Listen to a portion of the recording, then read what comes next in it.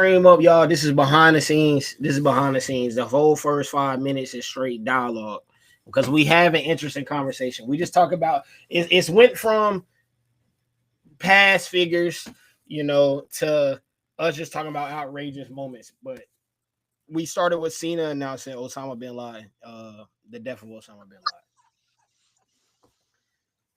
Laden. That to me is a canon event, bro. Like It's crazy work if you can recall that live as a wrestling fan, you an OG, bro.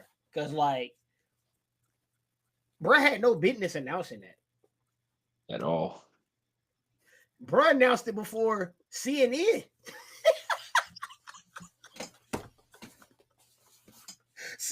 Cena broke the news to me, bro. I read in my Duke's room said, "Yo, Osama bin Laden gone." She like, what?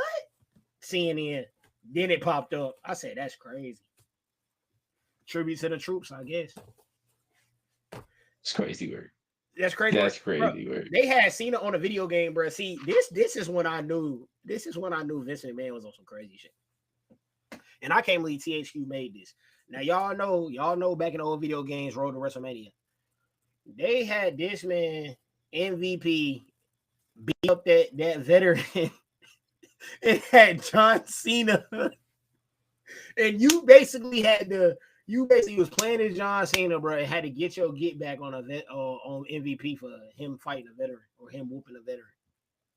That is the most crazy.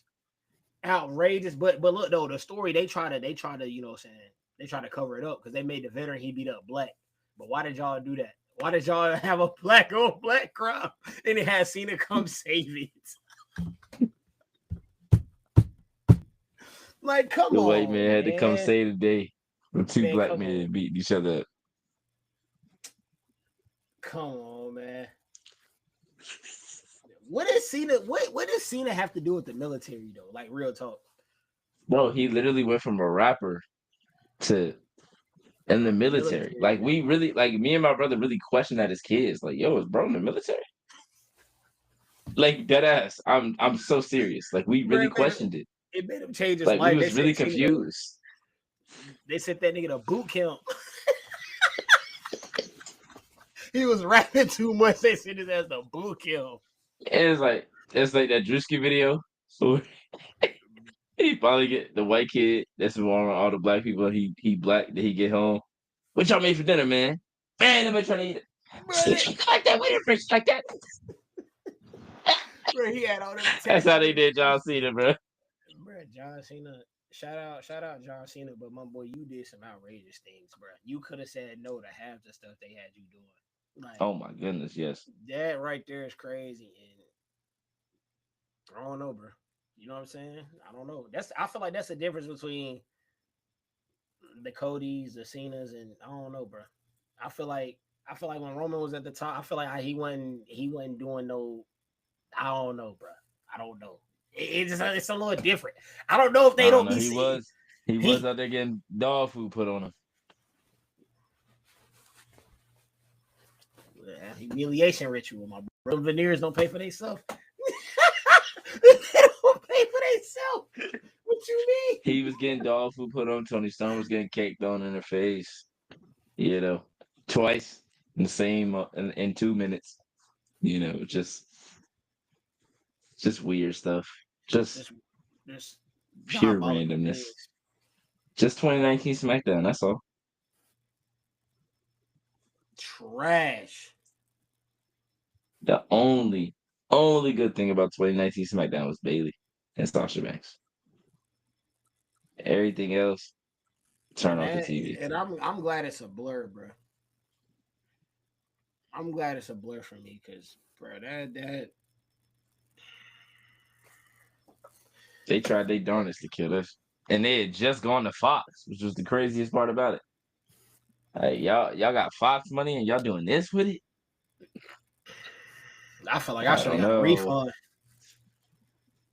Then they left and went back to USA type. They're like, hold on, bro. We got a raw deal here. Fox probably did do a lot of I think they did have a lot of demands though. Low key, yeah. I think they wanted certain people on the show. They like every brand wants a certain person on their show, or every Yeah. TV network wants somebody on their show. And I think Fox, they were strict about the Roman. runtime. And Yeah, then they were. what else is it? And I'm pretty sure like I don't know, bro. I feel like I don't know. It was a lot. I feel like the Fox it just didn't work with them because it's a lot. Like I'm glad. I Yeah. mean, Netflix kind of own that right now, but not to an extreme. Like, Yeah. but the logos on the mats and the random celebrities and like, bro, I'm you know how that go, bro. I call it Monday Night Faction because that's all I be seeing. Pretty much. Pretty much. Simple, bro. Same with Tuesday night thing, man. Yeah, Tuesday. And Dynamite. I mean, dang. Tuesdays is nasty, but Tuesdays is nice though. I got a hot take for you, Reek. Before we even get into SummerSlam predictions, I was laying in the bed, and I was thinking, you know what I'm saying? I had my YouTube on, and WWE popped up, and it was doing marathon matches, of course, and it was an NXT match. Once again, I was on my phone, so I wasn't paying attention to most. I was just hearing NXT commentary in the background, and I'm thinking, who's the best NXT prospect ever? And in my head, I think it's Obafemi. I really do. I think Obafemi, if cards are played right, he could be the best. Or I think he is the best if cards play right. I expect him. There is no reason for this man not to be a multiple-time main event WrestleMania holder. He should not be. He should be a multi-time world champion. He can talk. He can lead a faction. He could be in a faction. There's nothing you can't do with him. When you say NXT recruit, does this mean homegrown? Because technically Seth Rollins came out of NXT. Which is true. But as the guys like Roman, Sasha, Becky, But I'm Charlotte. saying eye test, straight eye test coming out. Because if we do like a comment, obviously, like if you start throwing people's accolades and all that, yeah, that's like okay, cool. Because we don't even know the trajectory of strictly of eye test before they. So when they left NXT. Yes, we did not know what they were gonna become. It's just what they were in NXT. I would argue when they left NXT, I would argue Asuka. Granted, she was much older. I would argue Asuka. I would argue Braun.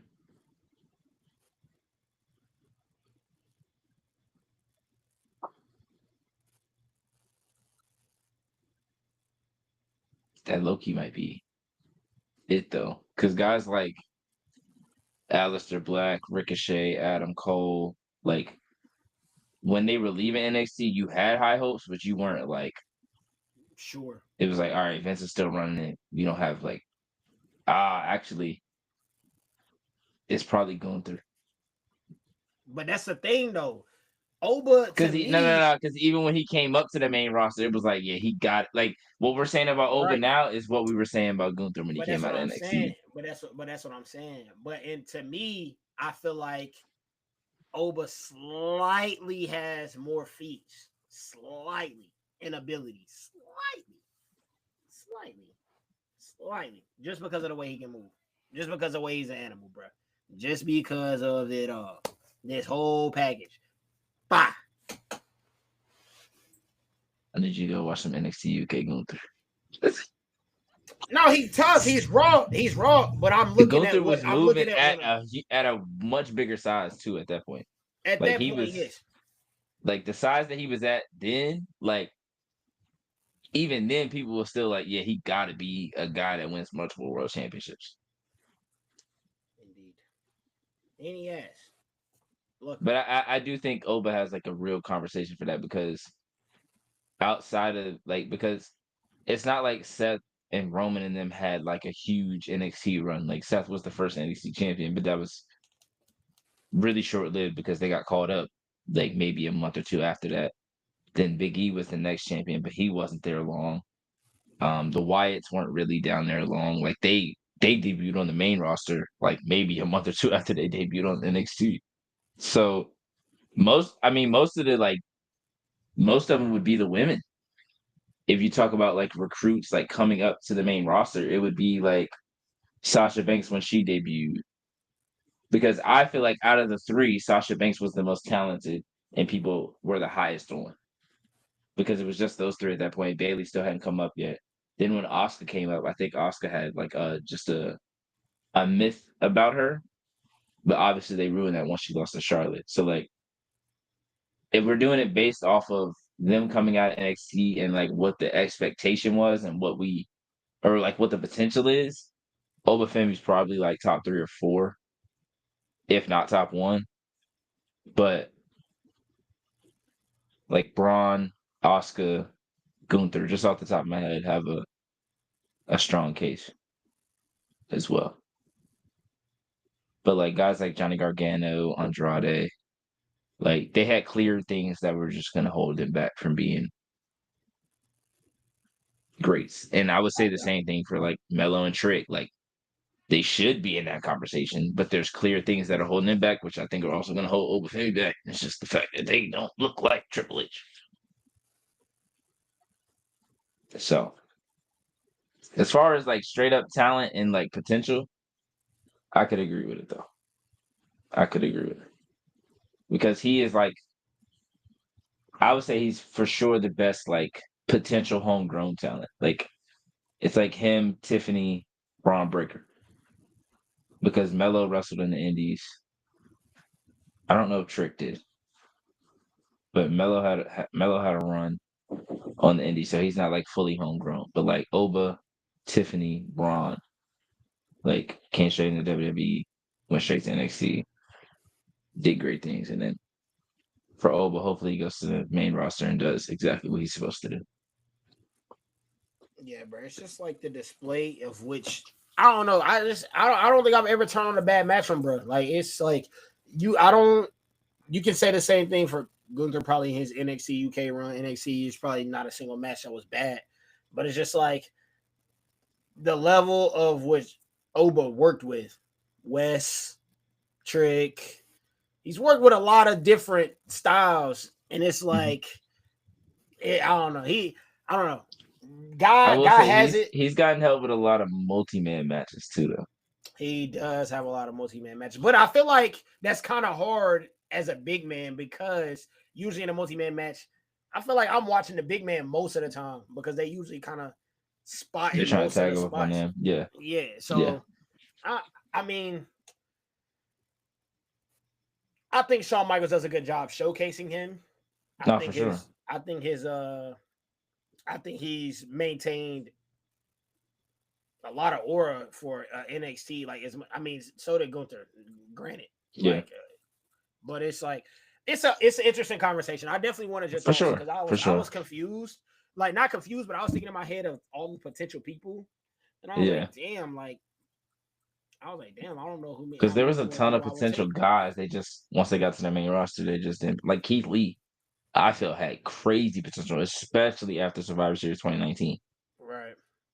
Like I don't know why I was like, okay, he's going straight to the moon. Like if he's doing that with Roman Reigns in the main event, actually, I don't think they were the main event. I think the women main event of that show. But top of the card, like he's having that kind of moment with Roman Reigns giving him a fist bump, like, yeah, you next up. It's like, all right, ain't nothing stopping bro from being up there. And I think they waited too long for the NXT call up or just they didn't have nothing in store for him at all. So it's hard to really be like, because then a lot of guys like they came in and they were already who they were when they came in NXT. So I wouldn't even put guys like Adam Cole and Gargano and them in the conversation because they were already great before they came there. They just needed the platform. All right. So and I guess you could say the same for Asuka and Gunther, but like they were to a much lesser degree, in my opinion. Even Io. Like I think Io, once she left NXT, was like and Vince almost fumbled that. She was about to leave and go back to Japan. And then Triple H took over and was like, no, come back. And she came back. But it's like, that just shows how much Vince had fumbled NXT talent, that he had fumbled Tony already. And Io was about to leave. And it's like, bro, like, that's two of the top, if not the top two women in the business that you was just about to let walk out of the door for nothing. For the free. For the free. Yeah.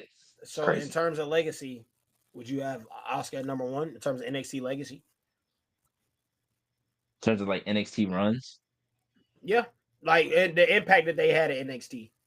It doesn't have to be a title reign. It doesn't have to be like whenever you think of NXT, who pops in your head? NXT. I would probably say she's probably in the top 3 or 4. Like NXT, I think of Black and Gold. Damn, it's lucky a lot of people, bro. My mind goes straight to Black and Gold though, like because that's just 100%. like that's just 100%. What it was. Mine would probably go to the 4 Horsewomen first, just because. Actually, it would go to the 4 Horsewomen and Sami Zayn and Neville, because there was a specific match on Raw. There was a specific match on Raw where it was like Sami Zayn, Neville versus Tyler Breeze and Tyson Kidd, and it was like before the first NXT PLE or NXT Takeover. And I saw that match. I was like, all right, let me see what they're doing on the WWE Network. And then that next, I think it was I don't know if they did them on like weekends at that point. I think they're still on like the regular days. And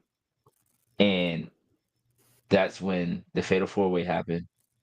And then that's when we had the Fatal 4-Way between Neville, Sami Zayn, Tyson Kidd, and Tyler Breeze. And I watched every episode up until 2020, probably, when they started just doing wonky stuff. So I would say, like, based off of like actual legacy, like who do I think of? It's like that group, and then like Adam Cole, Gargano. But based off of like legacy, I would say Finn, Gargano, Adam Cole, Asuka, and then probably Bayley. I got a story though. I'm gonna show love to Kevin Owens because I think Kevin Owens is the first one in my head to make me believe an NXT superstar could be the world champion. Like his ferociousness, his fierceness, and just that open challenge, bro. That one match, I was like, damn, like these dudes down here can hoop with the big leagues. Because still at that time it was considered little league ball, I would say. I would guess they was putting on bangers and they was still in crowds. But I guess it was still considered little leagues at the time. But well, for sure, that was what 2014. Said I don't know 2014 was that when Kevin Owens? Maybe it was 2015. 15. I feel like 15 was open challenge, but I can fact check. Yeah, let me see. Yeah, because I think our evolution and all that was 2014, and then you had Sami Zayn when he finally won the belt. Then Kevin Owens had debuted that same night against Juice Robinson. May 18th, 2015. Fact check official. Yep. Okay. So that makes sense. Because he hadn't had the belt for that long before he went over there, I want to say. Right. Like he might have won it in like January, February of that year. And it's like for the people that didn't watch NXT, and it's like you heard the music hit and you kind of didn't know who it was, but by the end of the match, you definitely knew who it was. Yeah, that's the type of like I was like, okay, cool. So for me as a person, Kevin Owens will be up there for me. But in overall for me, probably Adam Cole, bro. It's just, and when I think of NXT and Aura, bro, that's like, bro had it packed out. I don't know. Him and Gargano was special, like for real. Yeah, but I think once Adam Cole came in, it just felt like way more solidified. Yeah, like because it was just like a revolving door of top guys going in and out, like guys debuting, winning the belt, going up to the main roster, debuting, winning the belt, going to the main roster. Like we saw it with. So it went from what? It went from Drew McIntyre to. It was Bobby Roode, then Drew McIntyre, then Andrade, then Johnny Gargano. Fumbled him too. Fumbled Bobby Oh, man, bad. did they? Bobby had aura. Bobby had aura though. And it was literally like the perfect type of character for Vince to play around with. Pause. Yeah. But like that's the type of guy that he would like he didn't have to be a world champion, but that's the type of guy he liked to be in the mid card, be the top of the mid card. It felt like, I mean, he had the Ric Flair thing going, bruh. Like, it wasn't. And I'm pretty sure they had him and Charlotte be a tag team in the mixed tag challenge, didn't they? Right. You know what I'm saying? So like, it makes, I don't know, half the decisions that were made is crazy, but I definitely like to take time, y'all boys in the chat, to talk about NXT and show love to NXT, because without NXT, biggest what if NXT history? Biggest what if in NXT history? I think it's Carmelo Hayes. Nah. I think it's unanimous who is the biggest what if in NXT history. Biggest what if in NXT history. Hold on, because you know who it is. You know who it is. There's a lot. Biggest what if. And I ain't talking about booking. I'm talking about like they messed it up themselves. Oh, Velveteen Dream. And by far the biggest what if. Oh, bro. I watched Tough Enough. Like a couple months ago, his season, and I was like, this dude knows everything, bro. Literally. And you got a Cena cosign, bro. You got a Cena cosign. Bro, Reek. Not only did he get a Cena cosign, he got a Cena full-time cosign. Yes. He's top guy Cena cosign. Yes. Yeah. Because I would say, when you say biggest what if, yeah, my mind went to booking, but messing up himself. In terms of booking, Loki, like Ricochet, like they fumble Ricochet bad, bro. Like seeing what he's doing over there on AEW right now with the talking, I can't. I'm not going for the. He wasn't talking like that. They didn't give him the opportunity to talk like that. Like they put him in a box. Come on, Rick. Come on, though. They put him in a box. Did they not? The box could be true. They put him in a box and like, this is all you can be. He did get a couple solo promos that was just like, dog. Yeah, but again, this is in whose era? This is Vince era. A little Trips and era. He's very what? With promos, he's very what? Hands on. He's very say exactly this. I mean, we had Roman go out there and say suffering succotash. Come on now. That might have been on Roman though. No, that was not on Roman, brother. There are literal stories. There are clips of Roman talking about the fact that he did not want to say that. He didn't want to say that. So I couldn't believe he read it and was like, please don't make me say this. They already hate me. Please don't make me go out there and say this. And they was like, you have to, bro. He was like, I didn't have enough cachet to tell them no yet. He said, but today nobody could tell me to say something and I'm gonna do it. But that's the same, like when you're a guy just coming out of NXT and you can be dropped at any moment because he don't care about you. You gotta say whatever they tell you to go out there and say. And they're trying to make him like, they were also trying to make him like a superhero when he first came in to the main roster. They're like, oh, he's a superhero, so he had to be this super clean guy. But he went straight to AEW, had a couple of matches as like a good guy, and then went boom straight to the heel work. They just let him work. They was like, okay, the first couple was a little iffy, but we're gonna let you rock out, see what you can do. And now you're looking like, damn, bro, like he could really talk. Like everybody can talk if you let them. Like, do people not talk every single day? Like at some point though, at the same time, not disagreeing with you, but at some point for himself, and once again, we say this all the time, and he could have been dropped at any moment. But I don't know, bro. Yeah, you're right, bro. I guess it's clip for him. He go out there and don't do these. We've seen so many different stories of people like, yeah, I was waiting. I knocked on Vince's door, waited for hours. Nobody answered. Like he said he would get back to me, never did. Like it's like, how many times do you gonna do that before you feel like you just don't matter? Like you just not valued. That's true. Like I'm doing that shit 1 or 2 times, and if that shit don't like, we can just ignore me. I'm like, yeah, I'm gonna just wait it out, and let them release me, I guess. Yeah. Because I ain't about to keep asking to do like it happens all the time. Like they did it to Edge and FTR. Like so FTR is Neville? Like, so is Ricochet a bigger fumble than Neville? You think? Because Neville was Yes. In my opinion, yes. But I don't think they ever saw. I don't think Vince ever saw what he saw in Ricochet and Neville. Like I think he was higher on Ricochet than Neville, but still That's fumbled him crazy, bro. It's just like, and because this is, Neville was phenomenal, bro. but this is an I mean, he still underrated part. is. But like, bro, Him I feel healthy like is like top 10 in the world. people don't talk No about bullshit. his 205 live heel run, bro. That Oh, shit was phenomenal. peak. It was peak. He was beating up on Enzo, tough, Yeah. pretty badly. Yeah. Like, I mean, Neville was doing like real bad. Like, he was doing bad shit. Hmm. Yeah. I really like Neville. I really I do. love Neville. I felt Yeah. like, yeah, all those high flyers got gypped. I'm surprised Ray lasted as long as he did, bro. If That's it the wasn't, thing. It's like they left him in a box too. He was just able to like to beat it. Like he was just able to like stay. Like he had something. Like for me as a kid, like he was different than everybody else because there wasn't that many people in WWE with masks on.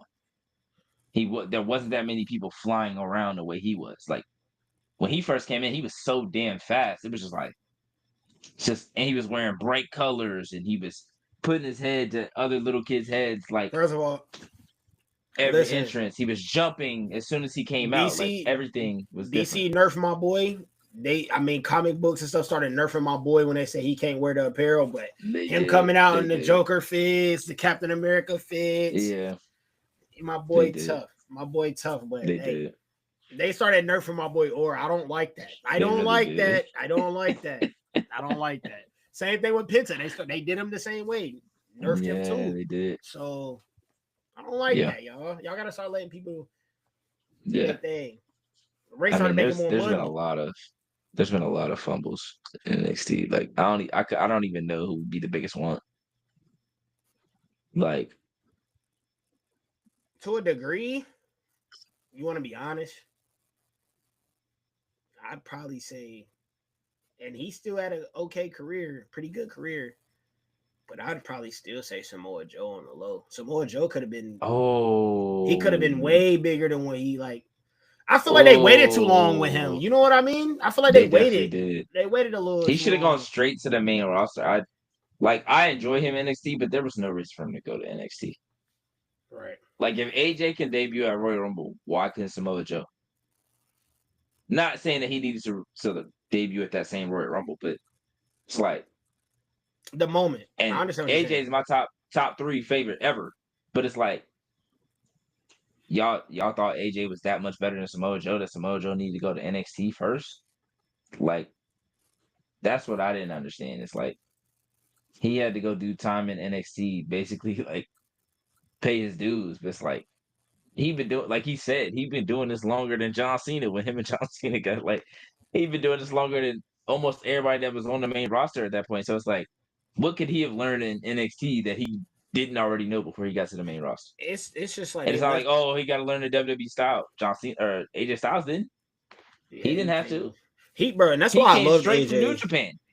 Bro, he came straight from Japan, straight to the main roster right away. AJ came over there doing some crazy stuff though, and I gravitated towards that immediately. I was like, bro, this is not like him in Roman's match. I was like, I ain't never seen nobody bring that performance out of him before like that. He's goated. Simple. I was like, I don't know, bro. Bro. Have we ever seen Cena wrestle like that, bro? No. That's the best match in his career, bro. Only 100%. Them two. 100%. Them two matches, best in his career, in my eyes. Cena's top 3 matches are like top 3 like best opponents in terms of like in-ring skill is AJ, Daniel, and then Punk. Because SummerSlam, AJ or Cena and Bryan was phenomenal. Right. Like with the injury. Like we can't forget bruh had a torn triceps and still went out there and was able to have a great match with somebody that is not somebody that holds back, and he told him not to hold back in the match. That match still turns out to be great. And then every time Cena and Punk get in the ring, it was phenomenal. So it's like when you put him in the ring with certain guys, like he's gonna look Like he's gonna feel like, okay, I gotta meet them at their level. I gotta match them at their level because if I don't, it's gonna be real noticeable. Right. No, I mean And you it's could fact tell though. when certain people shouldn't be in the ring with certain people. But Like it's you, what like the hell he doing in the ring with, bro?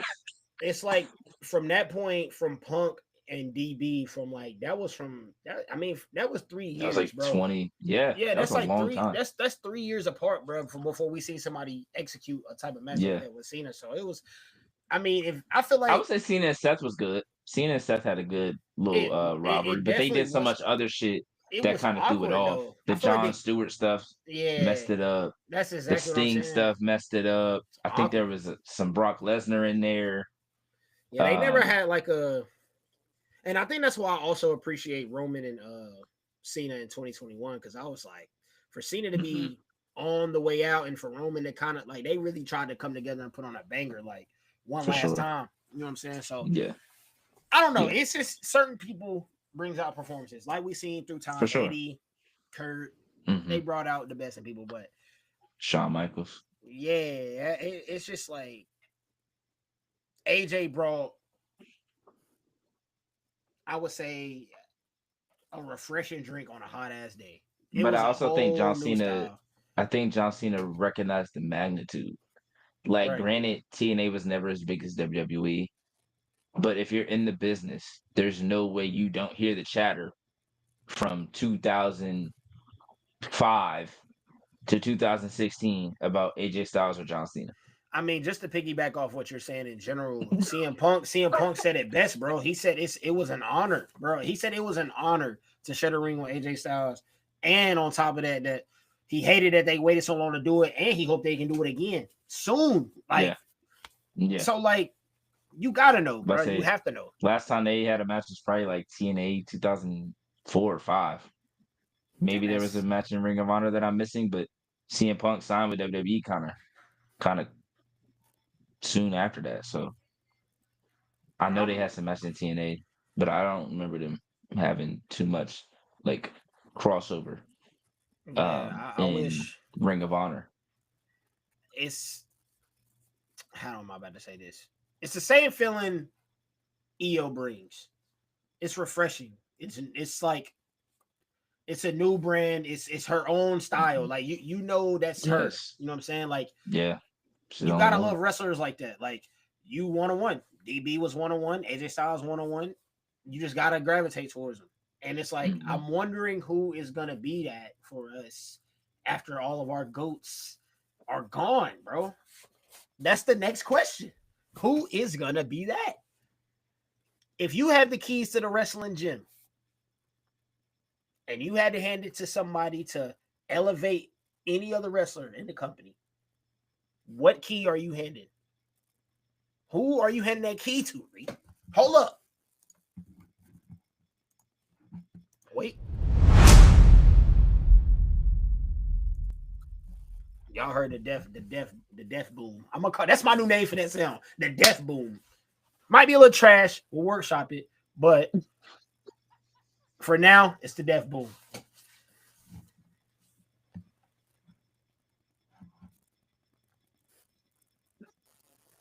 It's tough because I feel like you have to throw age into it.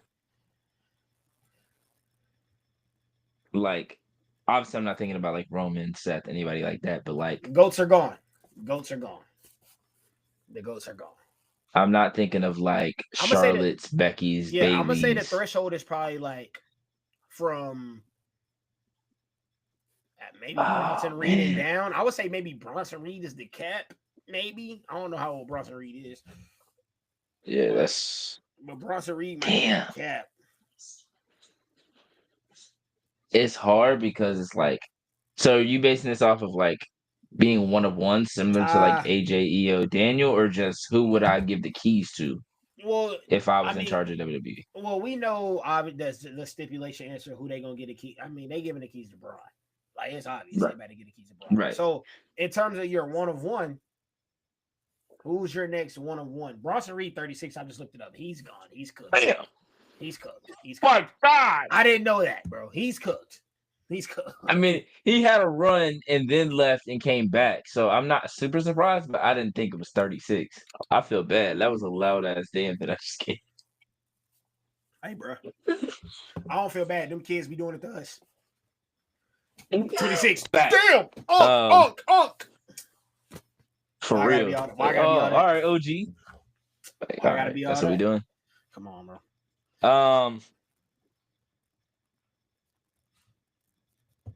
I want to say,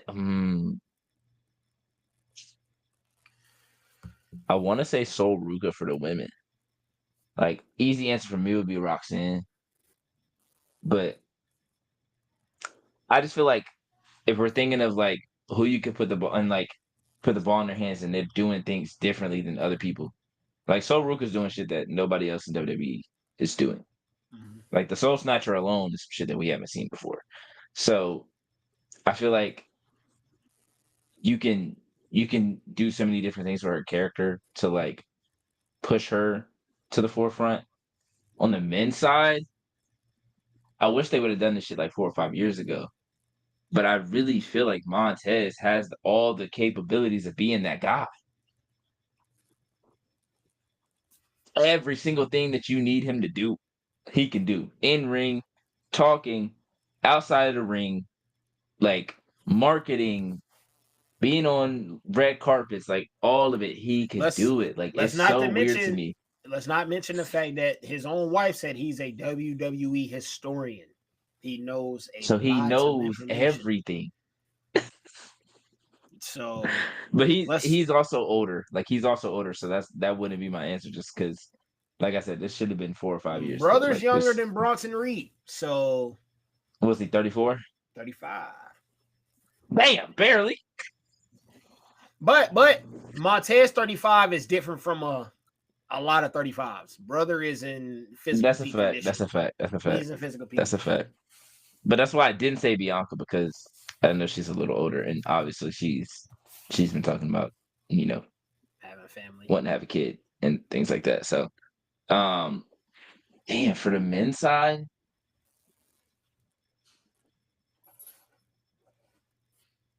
I don't want to say Oba because I know you're gonna say Oba.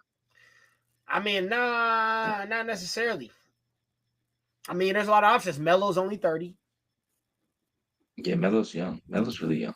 Melo's only 30. Let's fact check Oba's age.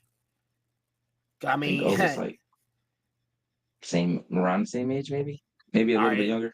If Oba's anywhere near 20, yeah, it's my answer. Yeah, he's 27. Yeah, that's my answer. I don't care. He's 27. Yeah. He's a lock. Oba. Listen, Reek. Me, you, and Oba could go chill. That's how young Oba is.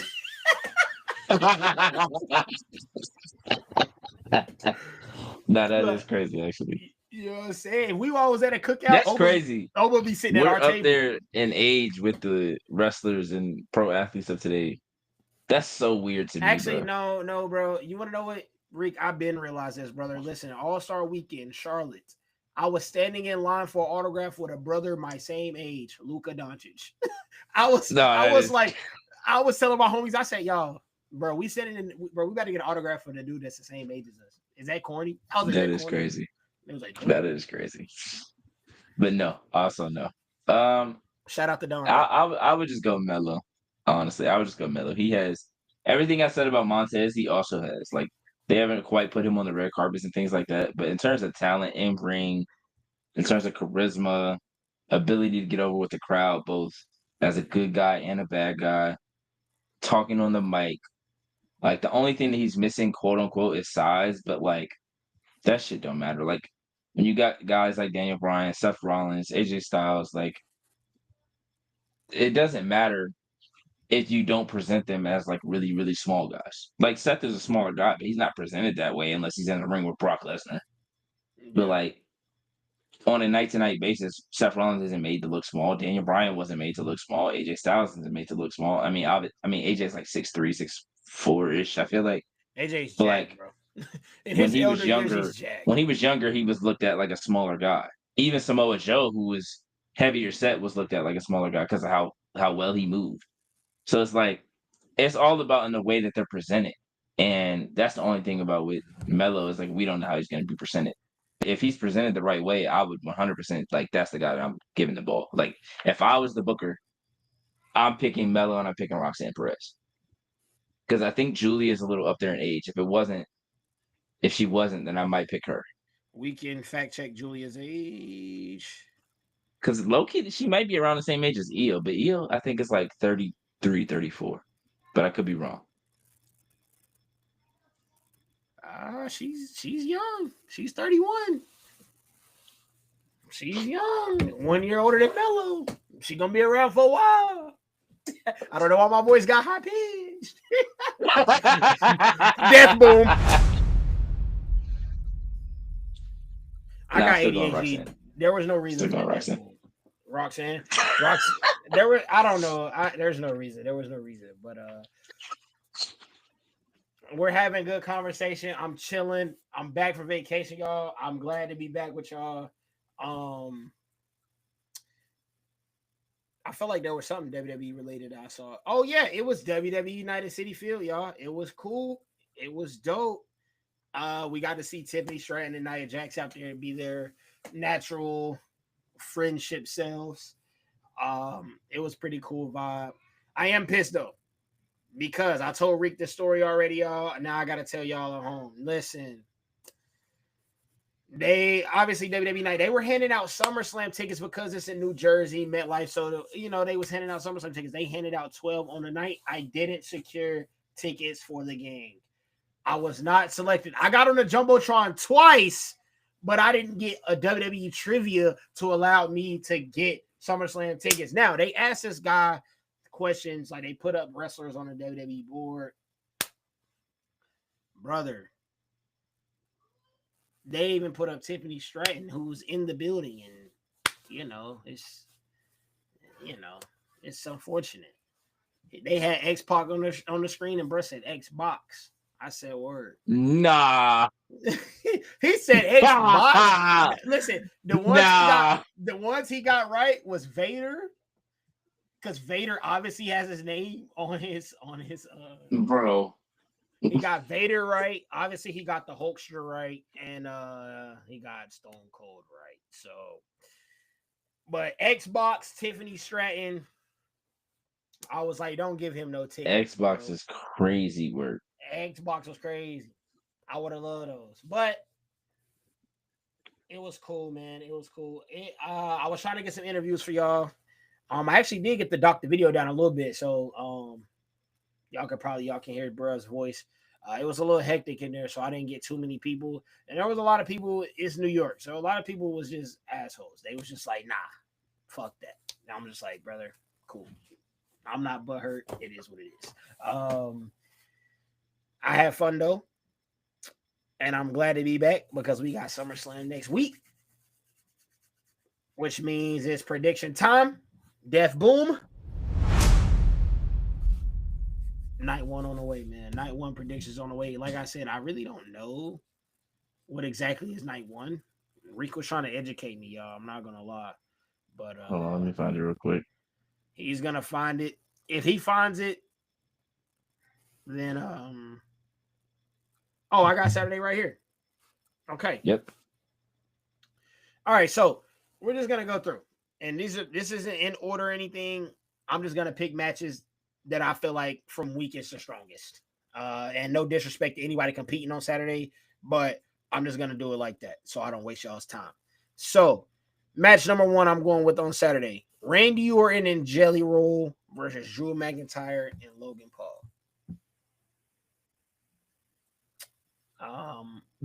Unfortunately, Randy and Jelly Roll is gonna take the dub. Yes, Am I happy about this decision? No. Drew McIntyre continues to do nonsense. We're getting as far. But hey, it doesn't matter how many good matches you have, or you telling a good story. You got it, brother. I won't complain about your booking no more. Let them book you like a dog. Keep taking that money. I'm tired of it, bro. I'm tired of people getting booked terribly. Us talking about it, and then they go out and be like, "Yeah, it's not about this. It's about storytelling. It's about the story that you're telling." All right, man. Let's see how well this story goes for you then. Hey, and with that, That's Reek Death Boom approved, y'all. He don't give a damn about y'all if y'all don't give a damn about yourself. And you know what? That's fair. That's fair.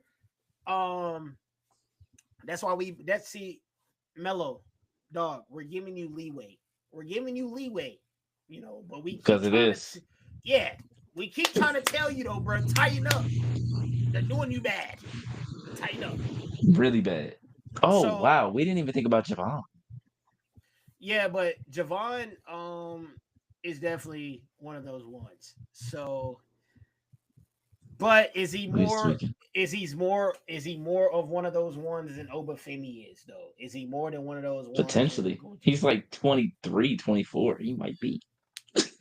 If He might be they younger don't, than that. but I'm He saying might be like if 22. yeah, if they don't hold him, that's the problem. But we got to say that with every black character. So, Not yeah, like, if they figure out that Soruka Black, she cooked too. yeah, they know Because she's Kalani black. Jordan should be in the conversation, but she black. But Kalani Jordan does have some issues though, in a sense. You mean like talking wise? Yeah. The promos Yeah. feel commercialized. She got to They relax. feel very Ricochet. Yeah, she might be in that box you talking about.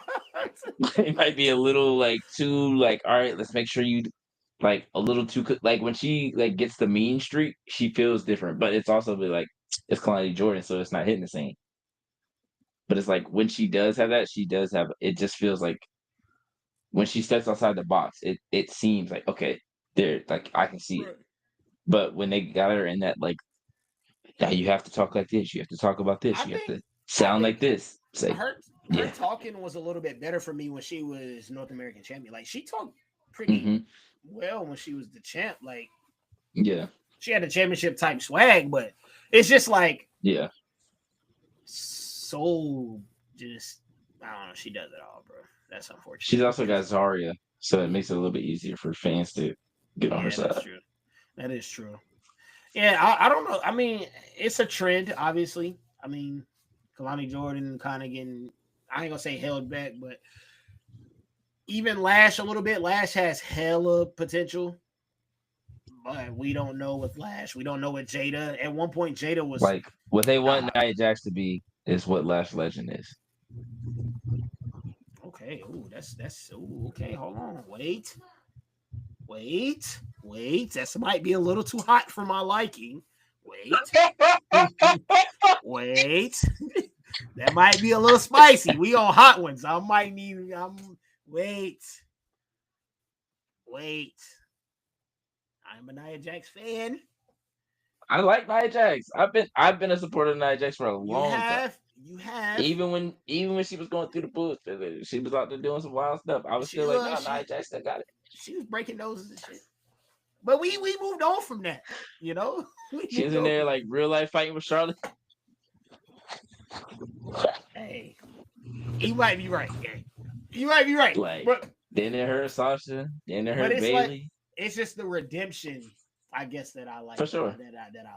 For sure. But yeah, you definitely might be right. Lash is tough. Lash in Saudi had a great performance. So yes. You know. And in the Battle Royal. You know. At Evolution. She was what? She was the last two? She was in there for a minute. Who was the final? Stephanie was last two. Yeah, okay. I would say it was the last two. Okay. Yeah, it was her and Stephanie. That's okay. Maybe we tweak. So I mean, maybe we tweet like Javon definitely like had to at least get in the conversation. That's all I was saying. He's in the conversation. I feel like he's gonna be the. I mean, have we ever had a? I don't think we ever had a black Grand Slam champion before, right? Kofi. Yeah, Kofi's had a United States title before. I think Javon will be that's had everyone. I think Javon will be the second. That'll be my projection for him. Big E didn't win the U.S. title, or did he? No. Big E won the IC title though. Yeah, he won the IC title a couple times. won a world title, tag team title, but he don't got a US title. MVP didn't get a world title. Bobby Lashley. I think Bobby Lashley might be Grand Slam champion. He got a Fact world check time. championship. He's got an IC title reign. He at young Bobby was US champion on SmackDown, and then was he a tag champion with anybody though? Because it was Shelton and Cedric that were tag champions. So he might not have. I don't think he's had a tag team championship reign in Booker WWE. T, Kofi Booker Kingston, T. Sasha Banks. Okay. I couldn't remember Booker T as an Intercontinental champion. This is kind of fucked up. I'm not gonna lie. Then it says other black superstars with triple crown or title credentials, but not officially recognized as Grand Slam champions: Big E, Bobby Lashley, and Mark Henry. So what are they missing? Tag team? Like Big E's missing US. No. Hold on, Reek. Listen to me slowly, for real. Other black superstars with triple crown or title credentials, they have them, but they're not officially recognized as Grand Slam champions. Yeah, because they're missing one of the titles. Grand Slam is like you have all of them. You've had all of them. Triple Crown is you've had 3 of them, right? But no, Grand Slam is usually 3. You gotta have either US. I thought Grand Slam was all of them. If it's all of them, I think it's all. All right, so hold on. So look then. Because Sasha won Raw, SmackDown, Tag Team, NXT. Well, Raw, SmackDown, Tag, NXT, and then Kofi won. Okay, so he did win all. Booker T won heavyweight, intercontinental, European, and tag. Big E won United States champion, huh? It don't say it here. Damn, I thought he had a United States and not the Intercontinental. So Big E had WWE. Big E, WWE, Intercontinental, US Tag, but not formally acknowledged by WWE as a Grand Slam champion. Then what the hell is he missing? Bobby Lashley, he's missing nothing. That's what I'm trying to tell you. None of these niggas is missing nothing. 2-time WWE champion, multiple secondary title reigns, has not been recognized as a Grand Slam champion by WWE. Mark Henry held. Is Bobby a tag team champion? Bobby was. Well, it just says multiple secondary title reigns. And then Mark Henry says held ECW World Heavyweight Championships, Intercontinental, and Tag Team. ECW would trump US, to be honest. But I don't think they count ECW as a world title. But they count the European, and they count an NXT for Sasha. Oh, then I think it depends on who it is then. Because that's crazy work. Honestly, I don't know, man. That's so weird. Bro, Big E should have it, bro. Big E has WWE, Intercontinental, US, and Tag. That's more than enough. Why don't I remember him being a US champion? When would that have been? Let me look that up as well. Was that when he was feuding with Cesaro? Hold on. Maybe he beat Cesaro for US title, and I was thinking that was an Intercontinental Championship. Because I feel like he also had a back and forth with Wade Barrett. But maybe maybe, man, hell no. Because I don't remember that shit either. ChatGPT might be lying. Because I'm sitting here, I'm over here sitting here thinking, because I was about to say, well, did he win it whenever he was with Dolph? And I was like, no. He didn't win it when he was hanging around Dolph. So I don't think he ever won it. I think ChatGPT lying. But even still, though, I would still give Mark Henry Grand Slam. Because when we talk about Christian and we talk about Matt Hardy. Big E's former WWE, NXT, 2-time Intercontinental, and then a bunch of SmackDown or a bunch of tag team title reigns. That's weak. Yeah. I was going to say, would you give it to Mark Henry, though? He's a Triple Crown champion. Would I give it to Mark Henry? Pause. Pause. Yeah, pause.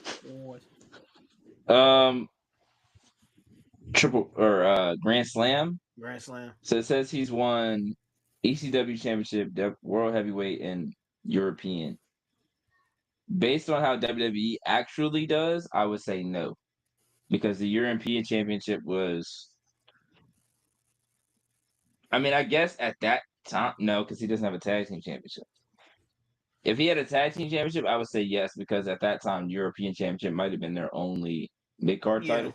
Okay, so yeah, that does make sense. I'm tripping because Triple Crown and then Grand Slam 4 bases. I'm tripping. I wasn't doing math. Grand Slam 4 bases, 4 titles, 4 different reigns.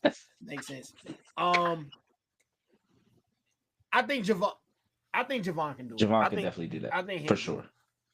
Yeah, he could definitely do that. I'll say it's Triple H though, bro. So like Oba will probably have 5 title reigns, but at least 2-year-long reigns if they give it to him. Yeah. Because a guy like Gunther, like he probably won't get it now. Mm-hmm. Like I just can't see him going back and getting the U.S. title and holding that thing for a year again. Like, and I can't see him being a tag team champion. So like, there's gonna be certain guys that just now don't get. I could see Gunther being a tag team champion with who, Ludwig.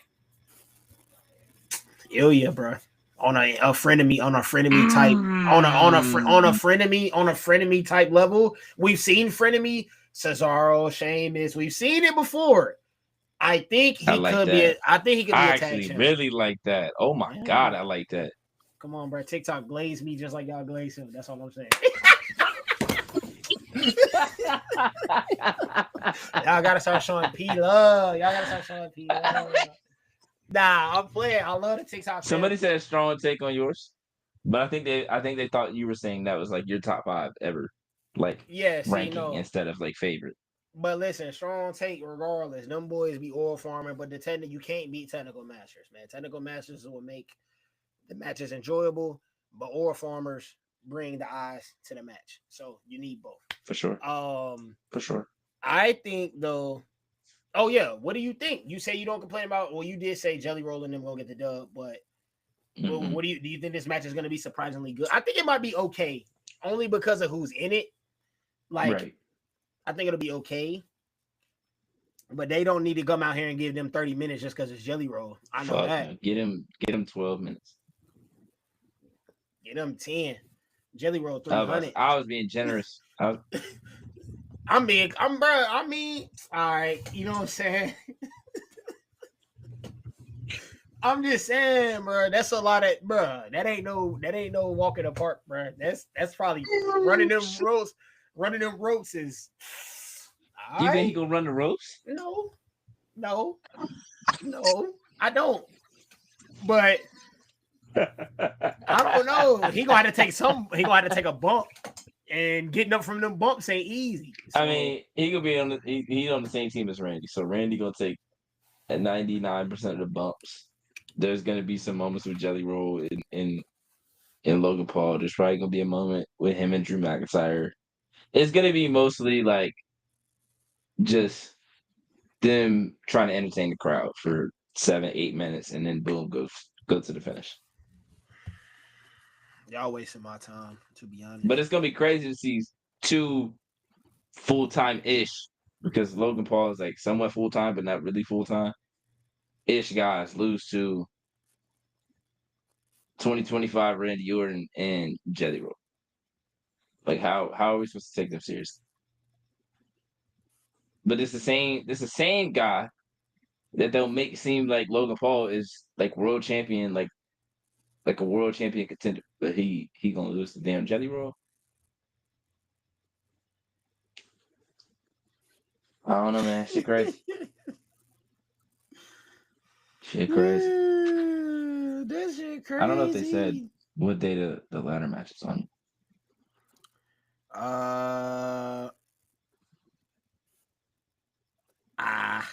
Oh, Sami Zayn and Karrion Kross. That was the other match that I couldn't think of. Yeah, can we like pause for a second?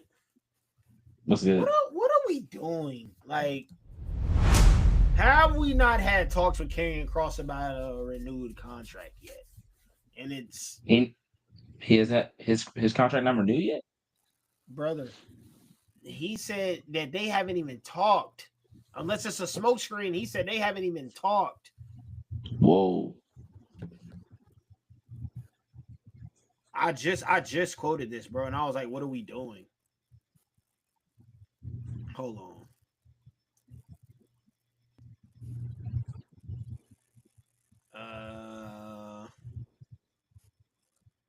Let me see, bro.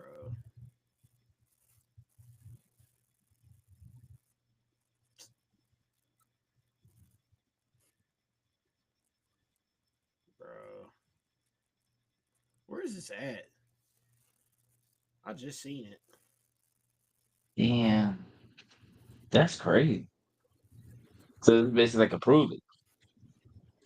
They treat that boy like a restricted free agent in the NBA. Okay, so yeah, Just 2 not giving days that ago, boy no break. Karrion Kross has told multiple wrestlers that neither he nor Scarlett have signed new deals with WWE, and they haven't even been offered new contract. His current deal is set to expire in August.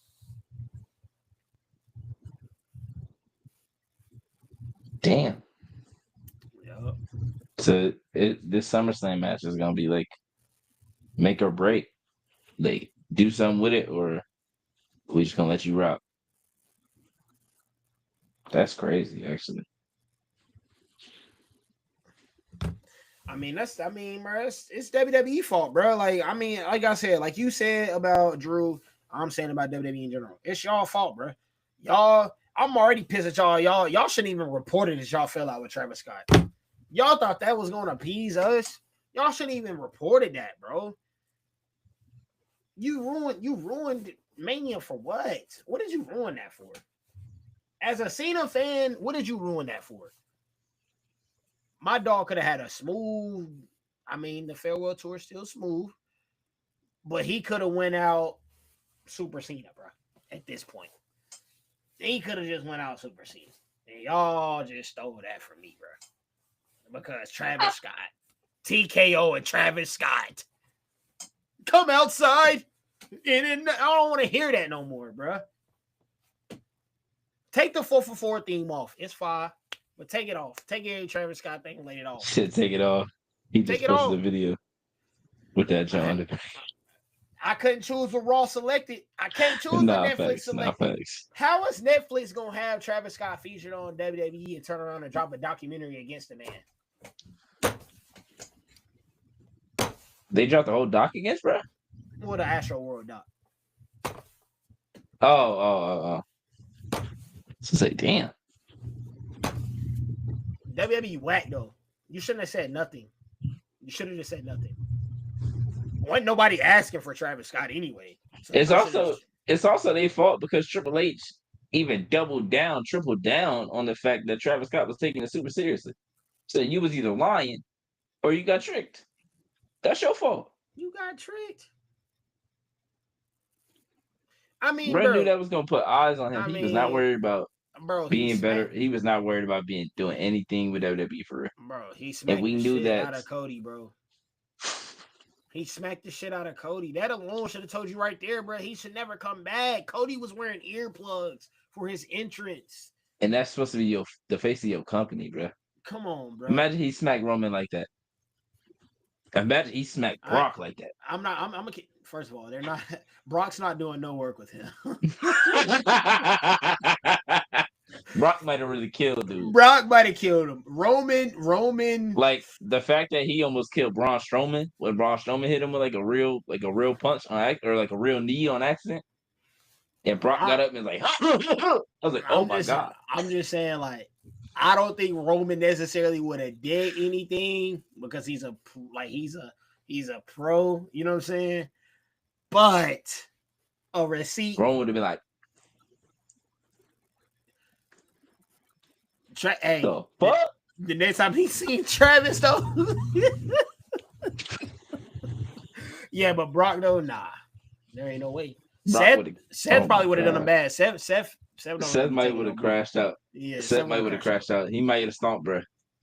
Seth would have crashed out. Seth would crash out. Like we saw what bro did to the dude that ran out from the crowd. Like Seth was on that. Hey, look though. Buddy scooped Seth ass. Seth can play at hard if he want to. Buddy scooped his ass. I ain't even gonna lie. Buddy scooped his ass. Now let's keep it a buck now. Seth did not know bro was coming. He was like, "Who the fuck is this?" Hold on. He did. But he had enough time. Like he turned around and bro was still running. Like, and bro had him like D's. I'm like, damn. Okay. Might need a sign, bro, Vince. Nah, my dog Seth needed. He needed just like, all right, let him get back up. Let's run it back.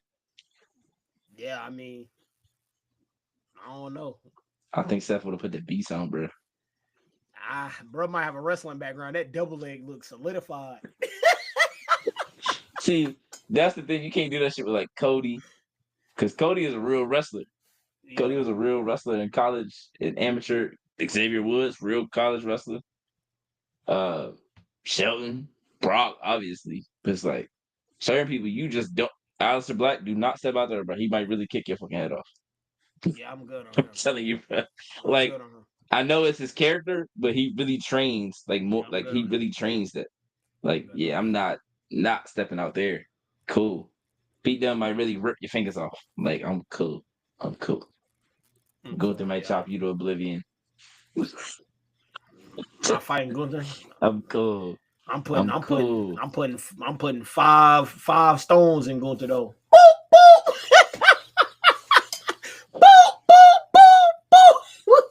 Chop them. Chop them if you want to. Don't come over here, bro. Stay over there. Oh my god. Stay over there, Oh bro. my goodness. Stay over there with that, man. Not doing that. Boom and Gunther. Come on, man. Look, I done lost my night one, man. I don't even know at this point because they ain't even. I wish they would officially like. I wish WWE would have posted that, John. I guess we still. We got Tiffany and Jay. We got Sammy and Karrion. Let's do Sammy and Karrion next. You said we doing least to best or worst to best. I mean, I think Karrion Kross deserves a dub on this one, but we'll see. I'll say if he leaving, if they're not gonna renew his contract, he's not winning for sure. And they're trying to build Sammy up to be world champion potential. So I think Sammy wins this. I don't think they have Sammy lose a feud to Karrion Kross. Even if Karrion Kross was staying.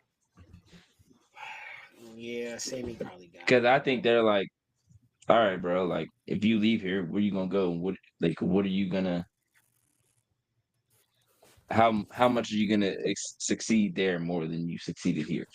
Is what I think they're gonna do. Because honestly, when he got let go the first time and Triple H brought him back, it wasn't like he was doing a bunch of great stuff. Like Triple H just brought him back because he had him in NXT. I don't think AEW would pick up Kross. So that's the thing is like, do you try to leverage what your wealth could or what your worth could be, or do you just fight the good fight like he's telling people not to do on social media? So it'll be interesting to see.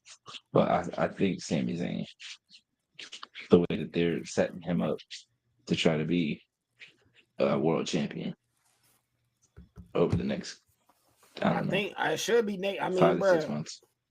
I think when Sammy went, I mean, hot take. This has been a full hot take episode. I think Sammy should retire, bro, when he win the world championship, bro. No cap. But this is only under the speculation if Kevin Owens is done. Because what else is there for Sammy to do after that, bro? For real. Without building on that legacy. But that's exactly what I was about to say. Like, but what though? I feel like his payoff is KO. I feel like we all knew it was KO at the end of the day. That was his payoff. Like in my dream scenario, I feel like Sammy beating KO for a championship would have been a perfect ending for him. Realistically, It would have been what, 11 years in the making, right? But actually, way longer than that. Let me not be a WWE apologist. goes back to PWG Ring of Honor. So my fault. I fought on that. So like 20 years at this point. So I'm saying. Because they was But if there's no KO, team for a long time. if there's no more KO, then I feel like the ultimate underdog reaching the ultimate goal is the best story. Like I can see it, but I mean, we still got guys like Ray. Like Ray ain't got more to accomplish, but he ain't retiring no time soon. But Ray also Ray he didn't, but then he had his son. Like his son gave him a whole new second win. In my eyes, like that was a whole new second win type thing. And even still, if Ray's last match is Dom in the end, that's fine. Like yeah, he still got something. He still kind of got something. Then they gave him the LWO, so like he got to do something that Eddie was like Eddie had to be a part of. Mm-hmm. Like he's had things. So like, I mean, maybe it's not fair to write Sammy off like that, but I just feel like in wrestling today, they kind of got to get off the ship, bro, because the TKO ship is killing y'all. It just really is. So I don't know. Maybe that's what I said. That's why it's a hot take, because I feel like, but I think that would be nice. Be nice. It kind of eliminates. I'm gonna have a lot of shit to post on TikTok this week.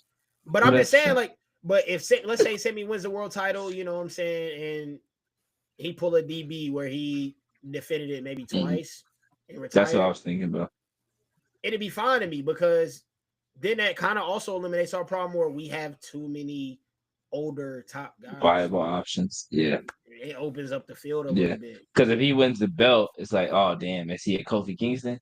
Is he a Jey Uso, or you give him that one belt and that's it? Right. Or is he a guy that could win it again and again and again? So. See, and that's another thing, bro. So I'm glad you brought them up. The New Day, bro. It's at this point in my head, it might be time to pack it up, bro. Because like, bro, you finna be having them tag with Waller, dog, or whatever y'all finna have them doing.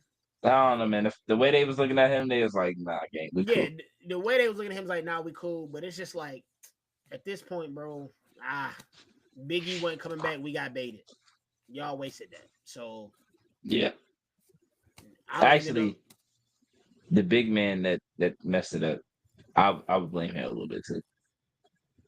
Because they were supposed to push out Big E and bring him in to be Big E. Oh, now, I don't think he was as talented as Big E, but Odyssey Jones was supposed to be the guy, and he messed that up. So I feel like there was a bunch of different things that just kind of threw off what they were trying to do, right? And then they tried to go for like the shock factor, and then they didn't really have anywhere to go after that, which set them up for failure. So that's true. Because I don't even know if there's a third guy that they could go get on the roster right now to replace Big E. I mean, he in NXT. So Oba? Why not? I mean, I thought about that, but I mean, I guess with this current iteration of them, yeah, it would make sense. That's the only reason why they heel, but face, it wouldn't work for me. I don't. Yeah. But a heel tandem with him will be nuts. And I don't know why they haven't explored that yet, though. Like, bro, that's a perfect segue. That's perfect guidance, bro. I mean, yeah, in a sense. I mean, you're gonna be seen it all. Yeah, you're gonna be featured. I mean, and then on top of that, you're kind of preserving Kofi and Xavier Woods, because they don't got to handle shit. They got Oba to handle it. Like, somebody talking cash, go handle that. Now, I don't want them to make him a Braun Breaker where we just barking the whole time. I mean, Seth going down it sucks so bad, but it's gonna allow Braun to open up. So it's like a blessing in disguise, because which is wild, because it looked like they were going that route kind of quick, kind of early. Yeah, like the way that Braun had cut bro off the week before that he got hurt. I think it was that Monday before Saturday night's main event. And I texted you and I was like, damn, they doing this already? Like, yeah. Because in the background stuff's like, he looking at Paul Heyman like, who told bro he could talk? Like, who told bro take the microphone and talk before me, but then he turned around and was like, "Oh, Bronson, you got something to say too? Go ahead." I was like, "All right." They played that off pretty well, but I'm like, like Right. that dissension, y'all showed that real quick. Like it's only been like 2 months. But obviously him getting hurt now, Bronson is like I mean, I guess he just had the little promo battle with Roman, but it's like my thing Hey, is y'all. like, how long is Seth out? But okay, if Seth is out for, I feel like if Seth is out for a minute, you got to go ahead and do it. Because like, if Braun is running the show for 6 months, 8 months, Yeah. and then you come back and Yeah. just be the leader, I don't know if we really going. So Braun I will be feel like, yeah. So it's like logically, I feel like you just might as well go ahead. I mean, they could slow burn it a little bit, like when Seth get back, he can kind of feel like he's the leader, but behind the scenes, Braun just like with Paul, I feel like they should just go ahead and be like, yeah, we on his ass. yeah, we better backdoor him too. Yeah, we better backdoor him. I mean, because realistically, what was the plan for Seth though? Because he was slated to lose the LA Knight at SummerSlam. So realistically, what was the plan? Yeah, he was, brother. He was. Seth was gonna be him. Seth was gonna listen. No.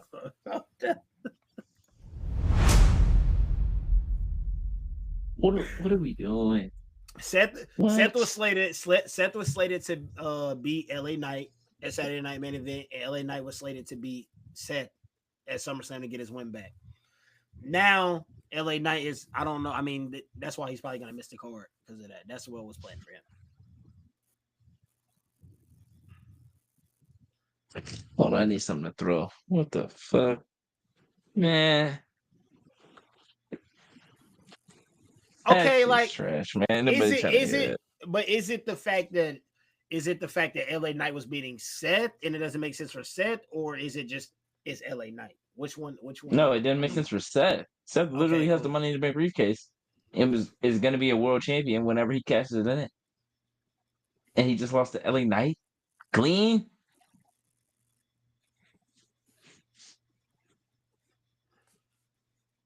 I see what you mean. I mean, Answer me this. Answer me this.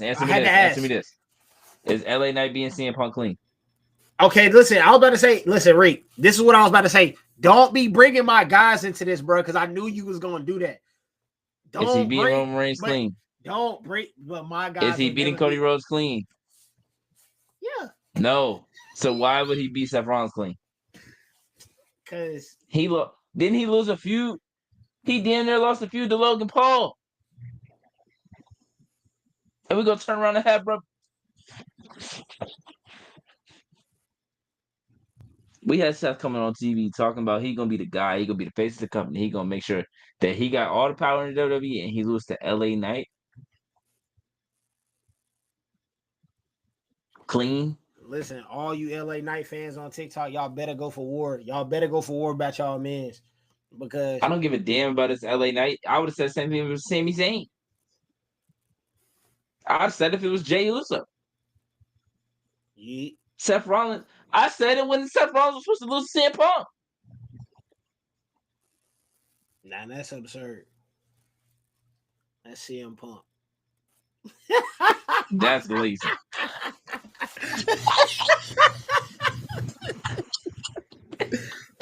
Come on, man. Because you know my reasoning behind.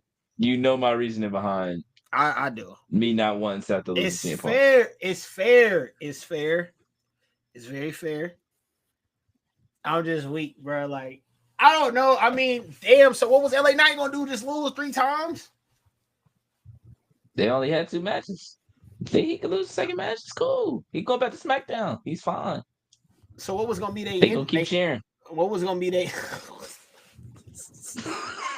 You officially, you really just told the fans to shut up and say yeah. That's pretty funny. Essentially, that's what you just said, bro. Just keep saying yeah, bro. And let nigga, y'all gonna get y'all chance. I mean, come on, bro. That's really all you gotta do to get big matches or win big matches. Just get a catchphrase, I guess. Get you a little chant. Get them to say yeet or yeah. Now you can be a world champion, I guess. Oh man, we Like, cannot do that. we got to That get is Melodic out there foul. and get them to chant him, I guess. Him. Hey, Like, that's foul, bro. That's foul, bro. To do that to my boy Jay. That's foul. for real though. My boy Jay, but They listen, was not gonna give Jay a world title reign until the whole crowd started chanting Yeet. they Thanks lame a as lot, hell. Prince. Bro, they lame as hell. How they gonna start the bloodline story with Jay? They gonna turn around and act like he wasn't gonna be a world champion. Y'all really started the story with him. What are they gonna give him the belt? We're not saying that he shouldn't have been it, or he shouldn't have gotten it, but would he have? But no. See, I'm just going off the fact of the catchphrase because that's what the motherfuckers on Twitter be The doing. catchphrase got over, and that's okay. The catchphrase got over. Get your catchphrase over, you become a world champion. That's not always true, though, man. That's not always true. It's not always true. It's not always true. Who got the catchphrase over to win a world championship? LA Knight. Yet he was about to beat Seth Rollins at SummerSlam, so he might as well have been next in line for a world championship, huh? He not winning a world championship, man. If he could beat Seth, why couldn't he beat Gunther? No, that's true, but they're not doing it though. They're not gonna do it. Why not? He just beat Seth. Who else got a So he was gonna beat Seth and then do what? Nothing. So there was no reason for him to beat Seth then. Nothing. But like there's more people. There's more people with catchphrases. RVD had a catchphrase. Champion, world champion. Miz had a catchphrase. World champion. That wasn't nobody saying that nigga that. Nobody saying that nigga catchphrase. Daniel Bryan, catchphrase. World champion.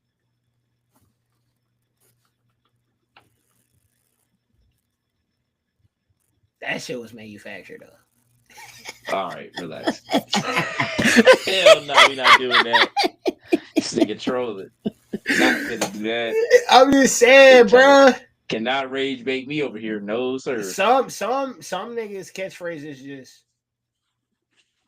I'm not saying it's a bad thing. I'm just saying that's how WWE works. I swear there's some niggas that got. Sometimes they get mad that you get themselves over. Sometimes what about Adam Cole? What about Adam Cole though? But he had that shit before he came to WWE. He been doing that shit since Ring of Honor. That's fraud, man. Like that wasn't a catchphrase that they helped him create, or that wasn't a catchphrase that he made there. We just gotta wait on Trick. I'm curious. I mean, it's low key the same thing for LA Knight, but it didn't have the same kind of like buzz in NWA as it has in WWE. Obviously, but like he was doing the thing, but it wasn't to that to the extent that he does now. Like now he says yeah all the fucking time. But in NWA he wasn't like yeah.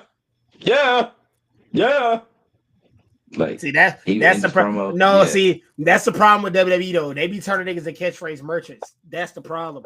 But like Jacob Fatu, Yarami got that shit over, did he not? Now he a champion, or he about to be a champion again. And I'm a dog walk your ass. He would have been a champion with it. They wouldn't let a black man say that. Though. But he would have been a world champion without that though. I don't know, man. Maybe. I don't know, man. At this point, I don't even know. Who knows, bro? Fucking the catchphrases, man. Like if you smell. But that's just aura though. Some niggas just had it. It got over because catchphrase, and that's okay. I'm not saying so at that point, then every wrestler got a catchphrase. Not necessarily. Ray don't got one. Stop. AJ don't got one. That nigga theme song is his catchphrase. Booyaka. Everybody never say that shit. No. Everybody say it for him though. Everybody say it for him. That is that nigga shit, bro. He never said it. That's not his catchphrase, man. For sure. I'm just saying. But look, AJ don't got one. Ray.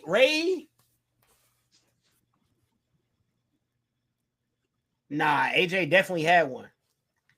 What? In WWE, he definitely had one. The house that AJ Styles built. That runs the place. Nah, the house that AJ Styles built, that nigga still says it to this day. He still says it. He still says it, Reed. And you know he does. No. No, that does not count as a catchphrase. Yes, it does, bro. That's just a line. But no. He was spamming that in 2016. Yeah, that was 10 years ago. He was spamming that, bro. It helped him get over it. He was fresh in WWE, and that's one of the first things he was saying. He was the champion already when he said it. Look, he was saying that. He was saying beat up John Cena. He was saying beat up John Cena for 4 months. We were saying it with him. Was doing. Sure was. We were saying it with him. And we were saying the face that runs the place, the champ that runs the camp. We were saying, yeah, but that's not like a full-time catchphrase. But he still because you can't say you're the champ that runs the place or the champ that runs the camp when you're not the damn champ. But that's what he was saying. But listen, he still says the place that AJ Styles built. He has said that in this past year. And the fans said it with him. Great. So you're picking. No. So is Cody's. So what do we want to talk about? Is that a catchphrase? Because he says that every promo. Cody has a Cody be whoa, and whoa. That's his catchphrase. That's his catchphrase. But Roman just acknowledge me. Catchphrase. There's a difference. But AJ still uses the shit. And it helped him get over in a fresh space. I haven't heard him use it in a minute. That nigga just said it this past year. You're lying. I was going to say this past week. I was going to say you're lying. This past year, he has said it. I promise you, bro. I promise you. When he was a heel? No. Because he was a heel and he was injured for most of the year. No, not when he was a heel. He got injured, came back as a heel, then got hurt again. And then we didn't expect him to come back at Royal Rumble. When he was on SmackDown, before he got hurt, before the Melo thing, that nigga definitely said, "This is the house." With LA Knight then. No. But he definitely used that line while he was back on SmackDown. He did. I remember it verbatim. I swear to you. I don't know if I can go back and find it because I don't know if a nigga clipped it. But he definitely said that. And I think it was when he came back. But I feel like you gotta say that, you gotta say it all the time for it to be your catchphrase. But he was Stone Cold's what is technically his catchphrase, but he didn't say it his whole career. He only said it for a certain point of his career. So I wouldn't consider that one of his catchphrases. Like Undertaker's "Rest in Peace," that's a catchphrase because he said that shit every year of his career, no matter where he was, or no matter what feud he was in, no matter what character he was saying "Rest in Peace." Like Rusev Day with Rusev, that was a catchphrase. I just can't blame that nigga AJ Styles. If the nigga I'm saying, but if the nigga got put on Raw wasn't the house he built, so he couldn't say it. But when he came right back to SmackDown, so it's not a catchphrase then. He started spamming it again. It's not a catchphrase then if it's based off of where you at. But listen though. That's a long ass catchphrase. But for him to come to WWE, a new environment, and for him to put himself over, he was using that line specifically a lot. Yeah, but he didn't use that for 7 or 8 months before he got when he was there. He was on Raw at first. Then he had the match with Cena at SummerSlam, and that's when he went on. I think SmackDown Live started in September, because that's when No Mercy was. Maybe it was right after SummerSlam or right before SummerSlam. I think SummerSlam was when they officially started the brand split, or Battleground before that. Because remember that triple threat with them was whoever wins the belt gets to keep the championship on their roster. Dean won the belt, kept it on SmackDown. Then at SummerSlam he fought Dolph Ziggler. AJ's fought Cena. Becky Lynch won the title at SummerSlam, was the inaugural SmackDown champion. And then at No Mercy, AJ beat Dean Ambrose. So then he started using it probably after he won the belt. I looked up top AJ Styles catchphrases. Number one, this could be on there. Number one, I am phenomenal. Number two, the house that AJ Styles built. The definition under it says, made famous during his WWE Championship reign, especially on SmackDown Live, which helped him elevate. That's a catchphrase. You said A catchphrase help you get over. That's exactly what that damn statement did. Help him get over. That's that nigga catchphrase. He And was that's the already first over. nigga. There was some niggas that was already over before they had catchphrases though. Roman was already popping shit. I'm not before he saying that said that came made out. him over. I'm just saying, like, that's a part of his character now. Like AJ, if AJ don't say that for a while, we not gonna be like, damn, AJ ain't said that. If Roman don't come out there and acknowledge me, we go like, damn, he just don't do that shit no more. Like if Jay AJ just came out and he not eating, we like, oh, then he pissed off today, I guess. if AJ Rhea would have got one. never This was a started that, stomp though. I mean, she sings her whole theme song. Nah, She- Rhea has one. I mean, she say Rhea Bloody Ripley Mommy's always on top. every other Monday Night Raw too. So Mommy's always on top. It's her catchphrase Mommy's for always sure. on top, but she do be spamming that because I She do. am Rhea She Bloody definitely do. Ripley. I'm like, I Yeah, bet she we definitely already do. that though. She We definitely know do. that. EO don't We- gotta say nothing. She just Yeah, she got a emote. She ain't got a catchphrase. I She saw got an emote. I saw a clip today of like they're like, oh, what does it mean when you do this? She just means like I did it, or I'm the best, or do you see what I did? Like that's just what it means. I was like dying laughing. I was like, I mean, I feel like everybody knew that, but for her to have to explain it just was funny as hell. She's like, yeah, that just means look at me, look what I did. It's like, yeah, fucking duh. Yeah, we don't see it often no more. I mean, Hey, bro, why my pops sent me a reel today. He saw Tony Storm have Mercedes in the pile driver position and then do what she did on All In and said, oh damn, I'm tapped in now. I would like to welcome your father to the All Freak Association. We will gladly accept him. So I'm tapped in, not missing the episode. I said that's crazy, bro. Hey, I welcome said that's my brother. crazy. Welcome.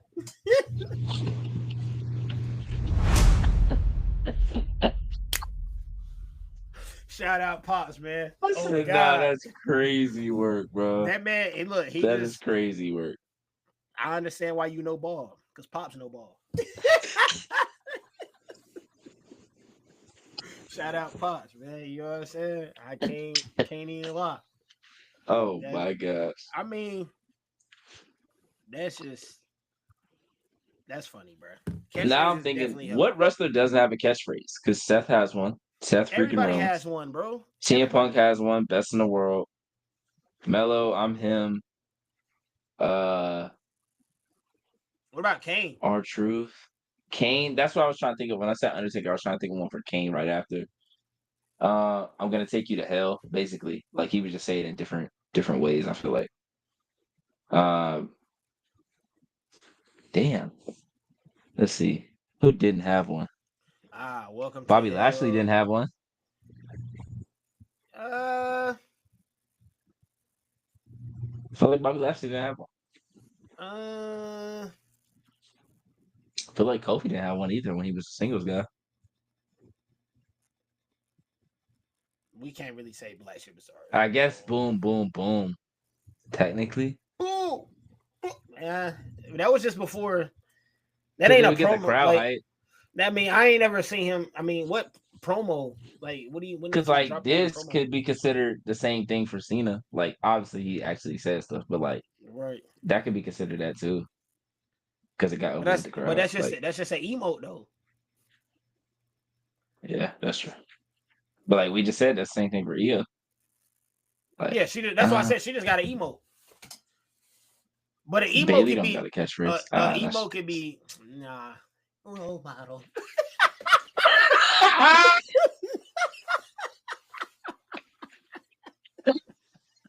Come on, man. They need to change it up, dog. Please get rid of that shit, man. I'm just saying, bro. The way you said role model got me crying. Because, bro, every theme has to have the name. I don't understand. I'm surprised Penta. I was surprised Penta shit ain't had one. Penta. I'm pretty sure Phoenix does.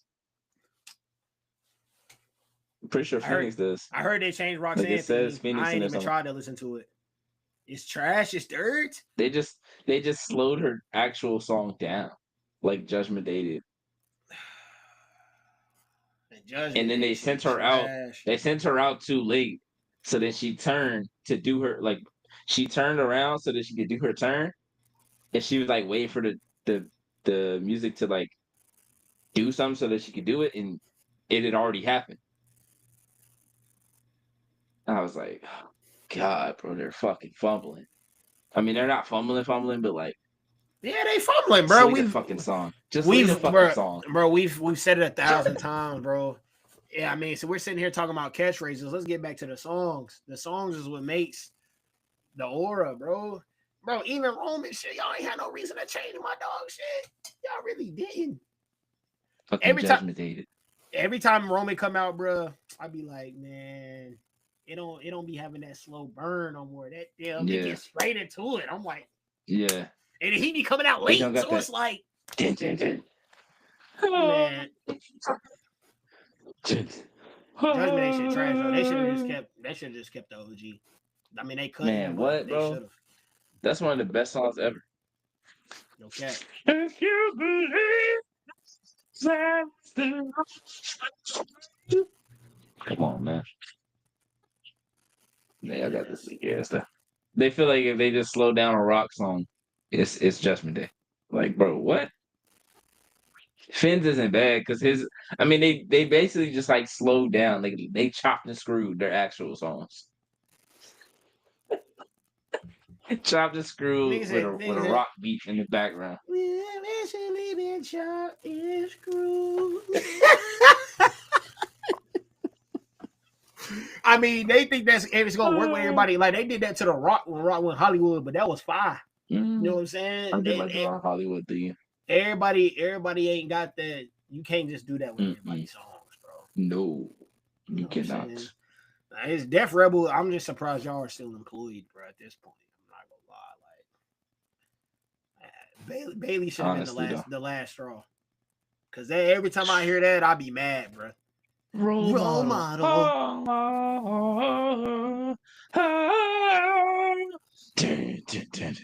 Oh my God, bro. It sounds like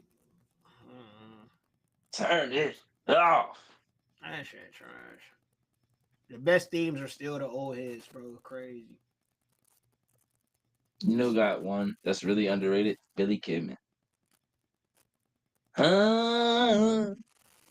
Yeah. Like, hold on, why his song so damn good? He not even good. I mean, he was good, but like, like y'all wasted that good ass theme song on Billy Kidman. Come on, bro.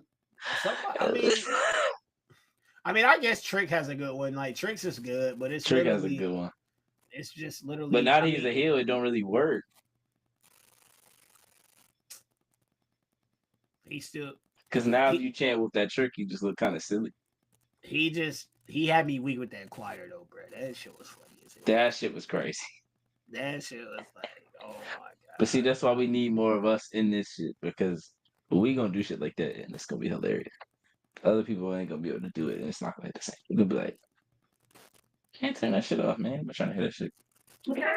I hope Trick gets better in the ring, like at least 15%, so he can be an actual world champion. Because in his current state, they gonna hold him bad. He gonna be mid-card. Yeah, for sure.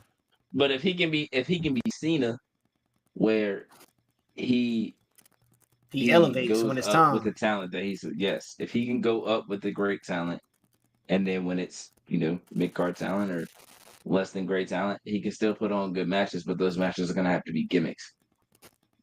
Like they're gonna have to be last man standings, false count anywheres, extreme rules. Like they used to put Cena in all them Jones, boy. TLC, false count anywhere, last man standing, I quit. Like they was gonna find a way to get Cena in a match where he ain't had to do no wrestling moves. Like, hey, we just gonna beat the got each other with all these everything around the ring. We're gonna throw each other through lights, through the stage, off of ambulances, off of stages on the cars. Like, hey, gotta do what you gotta do. But yeah, I don't think there's like a top wrestler without a catchphrase. I guess you're right, bro. And essentially, you need it. You actually need it. Like Even if it's just like a one word thing that gets over with the crowd, like you gotta have something. Like Andrade doesn't have one. But they don't let him talk. I mean, yeah, that's fact. He literally I'm not doesn't saying it's talk. a bad thing that he don't have one, but like Aleister Yeah. Black don't got one. Rusev. I feel like you don't have to doesn't have one if really you have have one. a cool ass nickname though. That's fair. Like Fair. if you got a cool type of dark aura, like Undertaker really didn't need one. He didn't really have Nah, to say facts. rest in peace. Like if you Right. like Kane didn't have to say welcome to hell. They was just farming at that point. Like Yeah. Aleister Black, he could go in there and kick somebody and not say a word, and I'll be like, all right, bet. Yeah. Some people are just statement makers, but not everybody are like that. Like, I don't know. But WWE is everybody. Like, if you're in the WWE, you're gonna have to have one. Other wrestling promotions, you probably don't have to say a word, and you'll be fine. Yeah. Like, it's just like the presentation, like it's all show, so you're gonna have to have something. And it's a lot of kids. Kids love catchphrases. Kids remember catchphrases. I don't know. They're not the same. I mean, they're dumbed down. Like catchphrases back then were so fire Like compared to what they are R-Truth. now. What's up? And that's All you gotta do is legitimately. get the crowd to say what's up back. See, the thing about Truth though is like we need more us, bro. He came out there rapping a whole song, and we legitimately knew, like it we wasn't knew, bad. yeah, but like we knew the song. You know what I'm saying? Like Yeah. when they let people actually dip into the personality side, and it usually be he. Now Mello does need a catchphrase because I'm him not sticking. It's not. He's not sticking. winning enough for it to stick. If he wins, it will.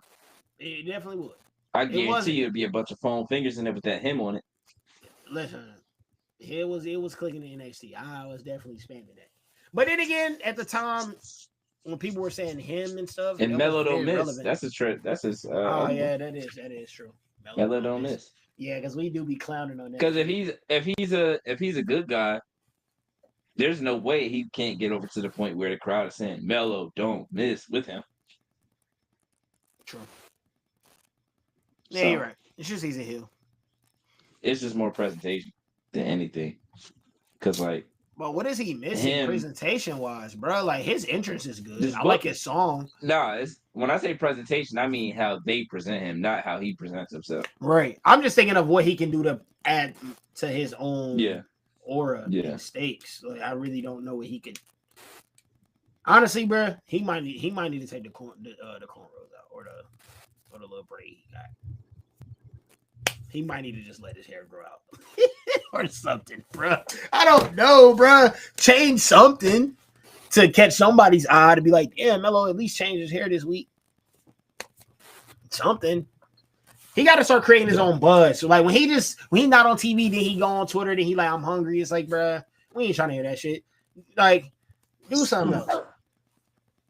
If I'm him, if I'm Mello, me personally, I'm making a YouTube channel with Kalani Jordan. That's the first thing I'm doing. Because that's like Drew McIntyre went to Twitter. A lot of people went to Twitter. But you got a whole power couple like going on.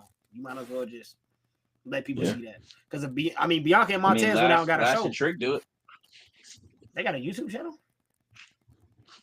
It's Lashes, but Trick is on it. Trick is on there a lot. They do a lot of cooking stuff together, and then she brings like other NXT talent on there too. See, like I think Kalani Jordan's been on there once. There's somebody else I can't remember off the top of my head, but yeah, he's been on there a good bit. Yeah, I remember when when Kalani put him on. She put Mello on TikTok once. Mm-hmm. Like they did TikTok together once. It went dumb. Went stupid. So it's like, bro, use it, bro. I don't know. I just think he's a really private person. Like he don't really. Like when you look at his Instagram, it's all wrestling stuff. Like it's all his like from the week or like promoting whatever he's doing or whatever he did. It's never. It's very rarely like in real life stuff.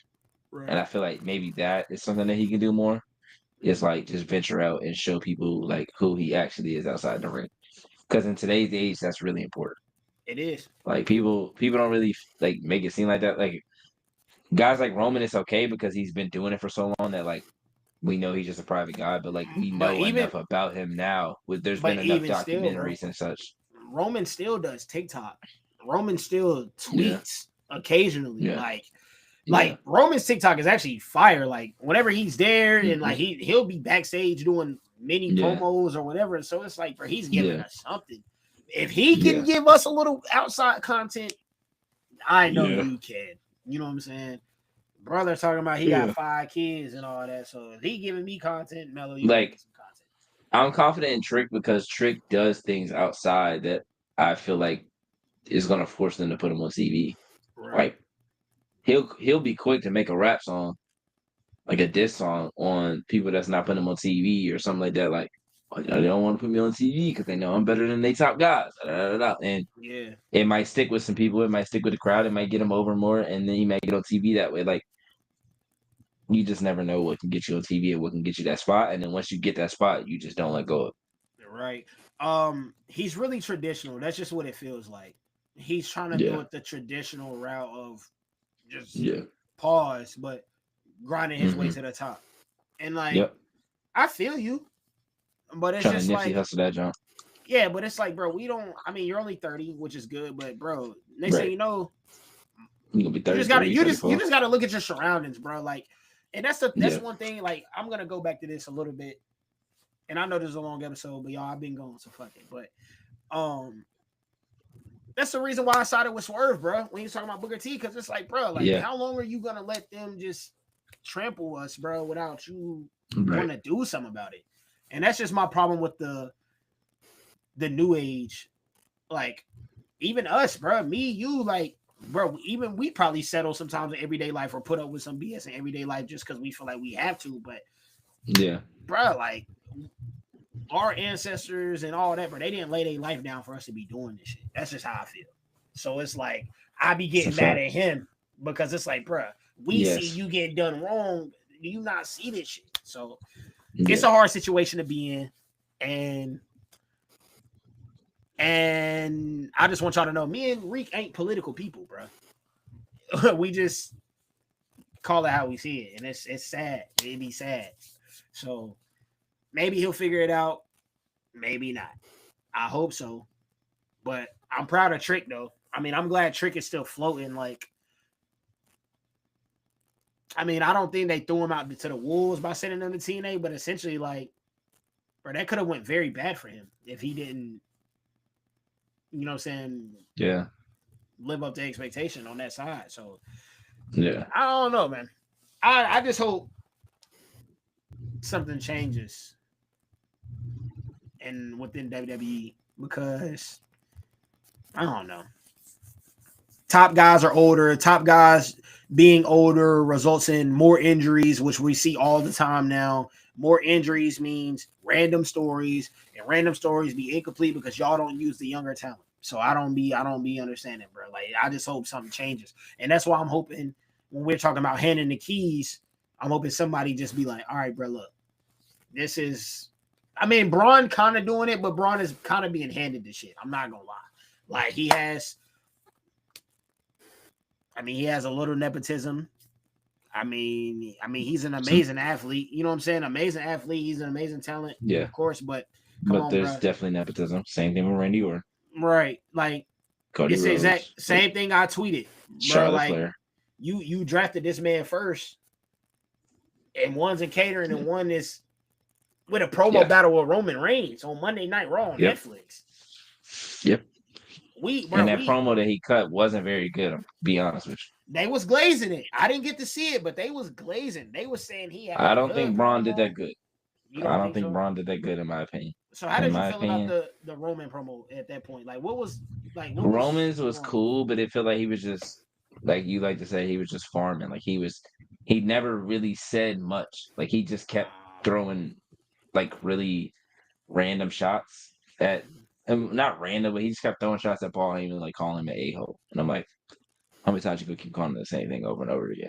And then again, he didn't take accountability for anything. He blamed Paul Heyman for everything. He blamed Paul Heyman for the reason that the bloodline is gone. So break. He said Paul Heyman ruined the bloodline. That's it. Said, Only saw you the lost snippet and of, left. I only saw the What? snippet of him saying, family, like you thought we were some other faction, like Mhm. they helped, like he was saying Jimmy or the Usos helped, Sammy helped. That's the only thing I saw. Mhm. But He did give credit. He did say the Usos helped me keep the belt. Solo helped me keep the belt. And he said, even Sammy helped me keep the belt. He's like, I knew that was going to make you mad. But it was like, he tried to give Heyman no credit for helping at like what he did for Roman, but then put all the blame on Heyman. right, Which is why I saw someone say they want the turn at SummerSlam not to be Cody or Cena, but to be Jey Uso.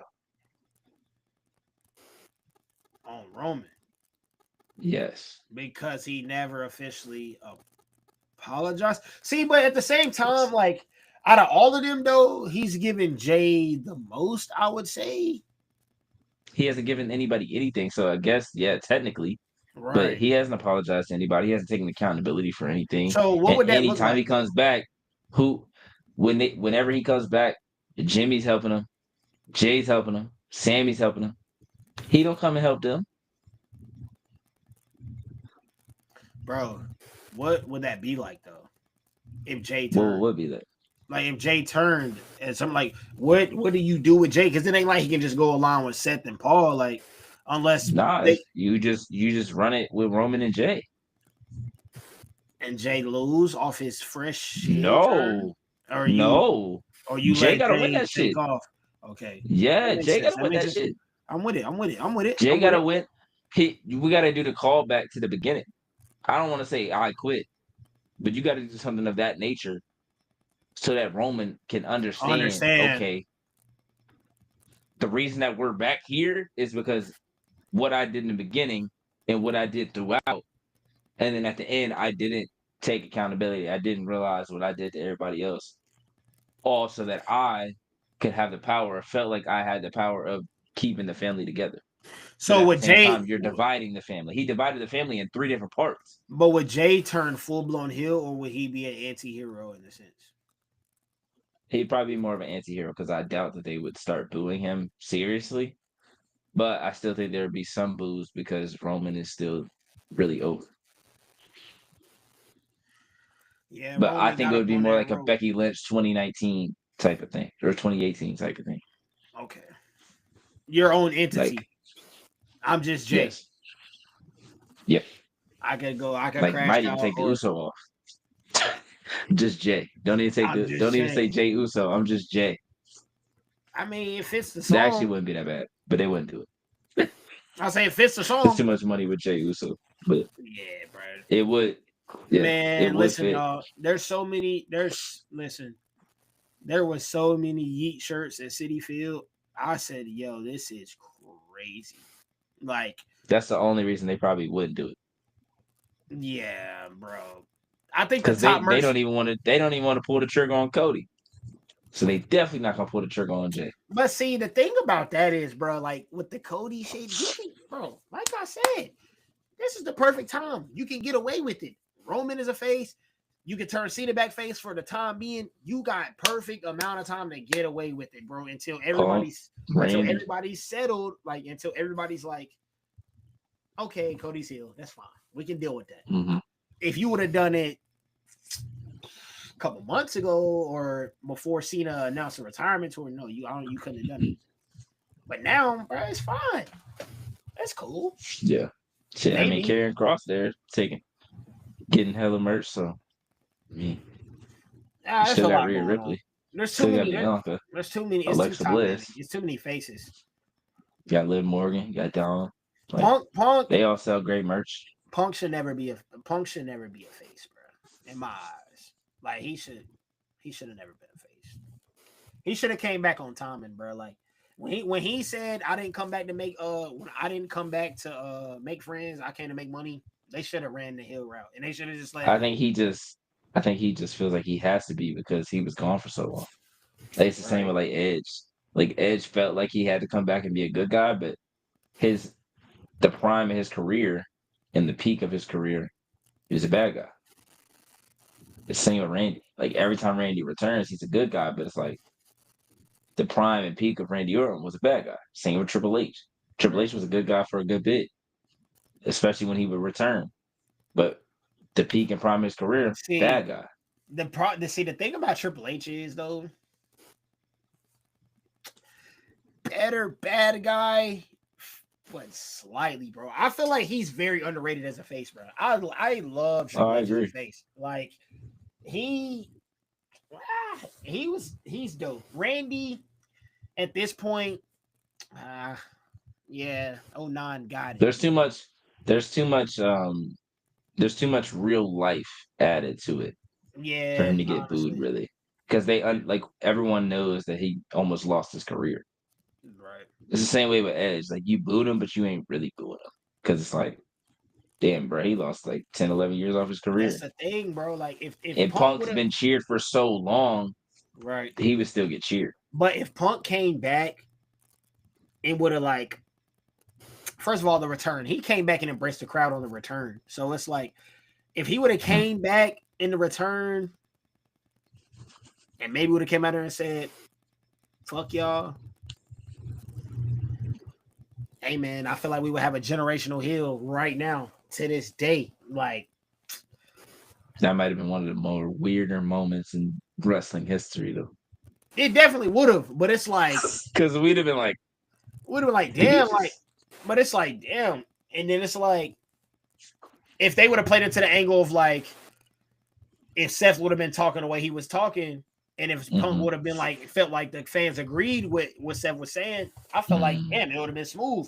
And then we could have yeah, had a whole, it wouldn't have been squashing Punk, but you could have had two stars, bro. I mean, they're already stars, but if Seth would have really defended the company, which yeah. he's a perfect person for it, Kingslayer, Beast Slayer, y'all have done it before. Mm-hmm. He's tried to do, but they just had to do it as a face versus face, and then they made him a heel. So Man, that shit, man. Punk, bro, he's a great face because he can talk. You know what I'm saying? And he has aura points. But yes, it's like, bro, when he does, he's a perfect cowardly, manipulative, like manipulating ass like heel, yes, bro. So it's like, he's a great. He's a natural anti-hero. Like yeah, he's never a full good guy. He's never a full bad guy. I mean, he was no, for a part of his WWE Championship run. But I feel like for the main part of his career, even when he was in Ring of Honor, he was more of an anti-hero than he was a good guy. I just always felt like even when he was good, like I'm not gonna say stories were weird, but like it's like, ah, Hmm. I There's always don't something know. missing. Yeah, I mean, like even Like he now for never me, took it there. When he was a bad guy, he took it there every time. he used to take Now it there, bro. AEW, I'll say he took it there regardless because he was able to just say Free whatever. reign. I say free But reign. in WWE, as a good guy, he never really took it there unless it was against a guy like I'll say Cena the or only Triple H. time it worked, I would say, is somebody that trumps him as a like kinda as a heel. Like when he was Hmm. feuding with Randy, okay, Hmm. cool. It was smooth because that was Hmm. fine because Randy dastardly as hell. Feuding with Edge, Drew, you know what I'm saying? It was cool. yeah, Drew, it was fine. You know what I'm saying? Somebody that could stack, but not many people heel wise yeah, on the roster we have today can stack yeah. with what he got Chris going on. Jericho. Now, Chris Jericho was a good one. Chris Jericho, like he's another one, bro. I don't think. I mean, great face, great catchphrase, yes, like great Way better heel. catchphrases. But the heel, like he was just like, damn, I hate him, bro. Like Yeah, he yeah, smashed when he smashed Shawn Michaels' face in the glass during a highlight reel, yes, or like I was like, yes. bro, I was like, yo, this motherfucker, I can't stand him, bro. I do believe though, him as a face in like 2002 to 4/5, Fine. he should have been one of the faces of the company I mean, how do you make the guy because that he had everything that you would want. champion? Right. Like Dummy if you were charismatic. missing Shawn Michaels, hello, like he's not Shawn Michaels, but damn, he kind of close. Shit, I mean, I don't know. He was kind of like Like he was kind of like Dolph Ziggler in a sense. Like Chris Jericho was respected more by Vince than Dolph, but they damn similar. Great, great in ring, great talkers, great charisma. That's Can a do fumble. both. That's a fumble that Yeah, that shit's crazy. I don't really understand that fumble. I never did. That shit's crazy. Never will. I never That did. never will. Like, hey, Zack Ryder had a catchphrase. yeah, when I was talking about Melo, like if you could get on TV doing stuff online, when I was saying the same thing about Trick, that's what I was thinking of. I was thinking of Zack Ryder. But Like also, him doing that weak ass internet TV shit on YouTube, got him on TV, got him a United States Championship run. hey, that shit wasn't weak, bro. To me, it was respectfully. I loved it, bro. He's a nerd. He was showing off his Star Wars shit, his comics, like, bro. I fucking loved him, bro. But once again, though, his real life made me love him as a wrestler. Yes. So yes, it is what it is. And he did get on TV. It also helped that Cena really loved him. It also helped. Yes. So, yes. I don't know, man. We kind of drifted from SummerSlam, so I guess we got to bring y'all official predictions before throughout the week, bro. I guess we'll just have to do it like that because I mean we kind of just went on a venture, so which I'm fine with. It's been good conversation. I think it's hella shit. And I can clip up it. So it's hella stuff. I don't have any more hot takes for y'all at the moment. Rick, if you got anything else, let the people know. If not, I absolutely love Charlotte and Alexa as a tag team. Like I low-key am sick that they're gonna take the tag titles off Roxanne, but like if it's gonna be to somebody, I'm not mad at it being Charlotte and Alexa because I like what they're doing with them as a team. And I know if they put the belts on them, they're gonna elevate the titles. Like there's not gonna be a week where they're not on TV. You're not gonna not have Charlotte on TV. Who are they gonna lose to eventually? Saruka, maybe. So they're gonna hold it for until past the. I mean, you if think they let Saruka them coming come up? on the TV? I mean, I think they probably hold it until at least Royal Rumble. Like Unless they I would assume unless they had them turn on each other. Are they gonna have them turn on each other, bro? I mean, probably eventually, but I hope not. I think this has been perfect for Charlotte and her character, like in her personal life. I think this has been perfect for her. But my question is this: why does somebody always have to turn? Why can't friends I hate it. But why can't friends because they keep doing it? They keep talking about it with Zaruka, and I don't think they need to. It was the same thing with Trick and Melo. They didn't need to turn on each other. Yeah, honestly, like why can't you don't need it, especially with Trick and Melo. Like with Trick and Melo, it literally could have been like, all right, player, I gotta go handle my business on the main roster. You take care of things down here. I'll see you when you come up. And they would have been smooth. Instead, they made Melo jealous of him for being somewhere he could have just gone to the main roster and not had to been worried about the NXT title. It's goofy. Also, they can have 2 matches. I know what they're trying to get at. Like I know it turned into a Triple H versus Shawn Michaels trilogy that was great. It turned into a Ciampa and Gargano. It turned into a Kevin Owens, Sami Zayn. But not every team. It turned into a Matt Hardy versus Jeff Hardy, which I didn't really enjoy. But like it doesn't need to happen. That was dirt. I thought they would have had better chemistry for brothers. Yeah. But they had 2 different styles, which was what made them good tag team. Like it's the same with the Usos. Like their one-on-one match was cheeks because they wrestled the same. They've been doing the same moves together for 15 years. What do you expect them to be able to go out there and do? They're the same moveset. It's like you went on WWE 2K and you put Jey Uso versus Jey Uso and expect to have a great match. They're doing the same shit to each other. Yeah, you're right, man. Unfortunately, but like I don't think there's a reason. I don't see a reason to break up the Street Profits, but I'm sure at some point they will. But then when you should break up teams, like Theory and Waller, you just don't. Like there are certain teams that's like, yeah, you put them together so you can break them up. It makes sense.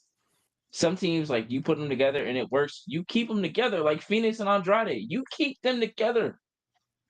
It's working. It's getting over with the crowd. Don't mess that up for a one-off feud, and then once you're done with that feud, then what do you do with the both of them? You don't know. Man, can we not forget the most important one that they were about to do? They were about to do the Fraxium split. They was about to do the Yes, they Fraxium were. split. And that was gonna piss me off the most. I'm glad they didn't do that one, bro. That's the same thing they're doing with Zarya. Zarya and Solo Ruka, like they're doing the same exact thing. Are they building? Is their tension building together right now though? Are they not building? really, but like every week there's like we saw her she speared Solo Ruka twice now on accident. I think Zarya took a pin last week on Tuesday. And it wasn't really Solo Ruka's fault, but she got kind of distracted because of the stuff with Solo Ruka. So it's like they're kind of making it seem like, oh, both of them can't be good or like as good without like with the other. But Solo Ruka's got 2 championships, so that's not true. And Zarya just hasn't really gone for the world title. It's not like she's not trying to, but or like she hasn't won it. She just hasn't gone for it. So it's like it's just weird. Like I just know what direction they're gonna go. And while they could have a great feud, they could have a good match. Once that feud's over, then one of them will probably go to the main roster, and then one of them will stay, and it'll just be nothing. But like you could easily just send them up on the main roster together and still be a tag team while being singles competitors. Like I don't know, they just make shit more complicated than it needs to be sometimes, or they just feel like you have to have that payoff with the tag team from them turning on each other, and I just don't see why. Like we've never seen It's Matt weak, Jackson versus bro. Nick Jackson. It's We've never like, seen FTR turn on each other. yeah, it's weak to me because like you said, they're building it up from Sami Zayn. Like, they're all deep rooted stories with history, like deep history. Like Yes. now at this point, Montez and Angelo would be cool if they would have built them as a solid tag team first. Like if they would have had multiple reigns or like, you know what I'm saying, it would have been cool because they're different styles too. And it's like, yeah. But it's like I'm tired of seeing the heel turn. Why can't it just be better like hey, bro? Because Eddie and Ray did it, bro. Like they literally wanted to see who was. It turned into bitterness. But at first, the first match was what though? Like we want to see who's the best, and that's how that Mania match came about. Eddie got mad he lost, so that's how it ended up turning. But at first, everybody was on board with that idea. Like, it's just. I don't know, bro. Like, okay, so they turn teams too early when they do it. Sometimes it was like Enzo and Cass. Enzo and Cass. Batista and Ray did not make any sense. I don't care. I still to this day don't understand why that even happened. First of all, that's one of my favorite tag teams ever, and they was cooking, and Batista just snapped. I'm just like because in the Fatal 4-Way, Rey Mysterio tried to win the match. Are we being serious right now? Are we being dead ass? That was just like, oh, you stopped me from winning the title. Yeah, you stopped me from winning the title too, bro. What are we talking about? Shawn Michaels super kick Triple H dead in his face, and they was cool after that. Like start the match, bow, super kick, like whoa, like rated RKO. That made sense. That was just a thrown together team that worked for a while, but that wasn't gonna work forever. That's okay. Yeah, those types of are okay. Like Charlotte and Alexa doesn't have to be a tag team forever, but it also does have to culminate in them turning on each other. It could just be a tag team that okay, it worked out. We both of us elevated from this. We just go our separate ways. If either of us ever need anything, I still got your back, type of thing. Like we're gonna have turns and we're gonna have times where we don't need turns. Like Judgment Day, obviously there needs to be a turn. With this, it doesn't need to happen. Fraxium, it doesn't need to happen. Zaruka, it doesn't need to happen. And you can't fumble the turn. You can't. I don't know. Especially with Judgment. You cannot fumble it, bro. They fumbled the turn, man. You cannot. I'm thinking all the way back to the beginning. Like They gotta do something. They gotta do something. Like it's the Liv injury hurts it for sure. Which that's the unfortunate part of this story is like Rhea getting hurt mess up the story. Then Liv getting hurt messes up this part of the story. But there's still a way to go about it. But it was But I think they're also, trying to wait until Liv is like close.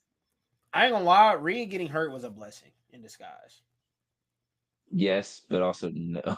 Yes, Like it definitely yes, in terms of was. stardom, and no because of the story. But Yeah, like, yeah, for she sure. got, bro. She elevated herself to the top of the card. I think she's top 3 most popular superstars on the roster. You think? Okay. I would say like it's probably Rhea, Bianca, Liv, Io, like a top 4, and then probably Stephanie in the 5. I was saying in general, like Oh shit. Yeah, I in mean, general, yeah, like when you listen to reactions week in, week out, like I wouldn't put a Cena or a Roman in there because they're not week in, week out. Like on a Monday Night Raw, week in, week out, she's probably top 3. I would agree. Because her and Dom both get great reactions. ooh, that reaction today for Dom. My boy's a star. My boy is a You hear that Triple star, A? man. You hear that Triple I A? heard it. I heard it. Did you hear the unfiltered one? The unfiltered one? Mm. Yes. Bro, that shit sounded like. I said, oh my God. They said Stone Cold Dom Mysterio. But at the same time, Talk see, to him. but hey, look, they gotta stop doing that, bro. Because I done seen Stone Cold level pop for different people for the past 3 weeks. I'm like, why do y'all keep spamming that, bro? Like, Yeah, that is crazy. like when Roman came out, I saw that whenever Yeah. we was on vacation, they was like, that was a Stone Cold level pop. I was like, bro, okay, like what is going on? I was like, what is going on like in wrestling? Now 'Cause Rhea's pop on Raw was crazy. I did Like hear she that. gets great pops every time. But the one that she got when they were attacking Io and Stephanie, like everyone knew her music was about to hit. And I was like, all right, what's her music gonna hit? And that shit hit. And the camera started shaking. I said, oh my God. Bro, the thing about Rhea's pops, and that always aggravate me though, and this I don't want to, I'm not a hater, everybody, but I need the cameramen to get in better spots, bro, because I feel like they always sitting beside a little girl or something, and it's like a straight screech. I'm like, bro, it's like who's yelling like this, bro?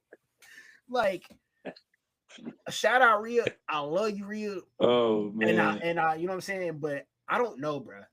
It be erupted in the TV, and I'm like, bro.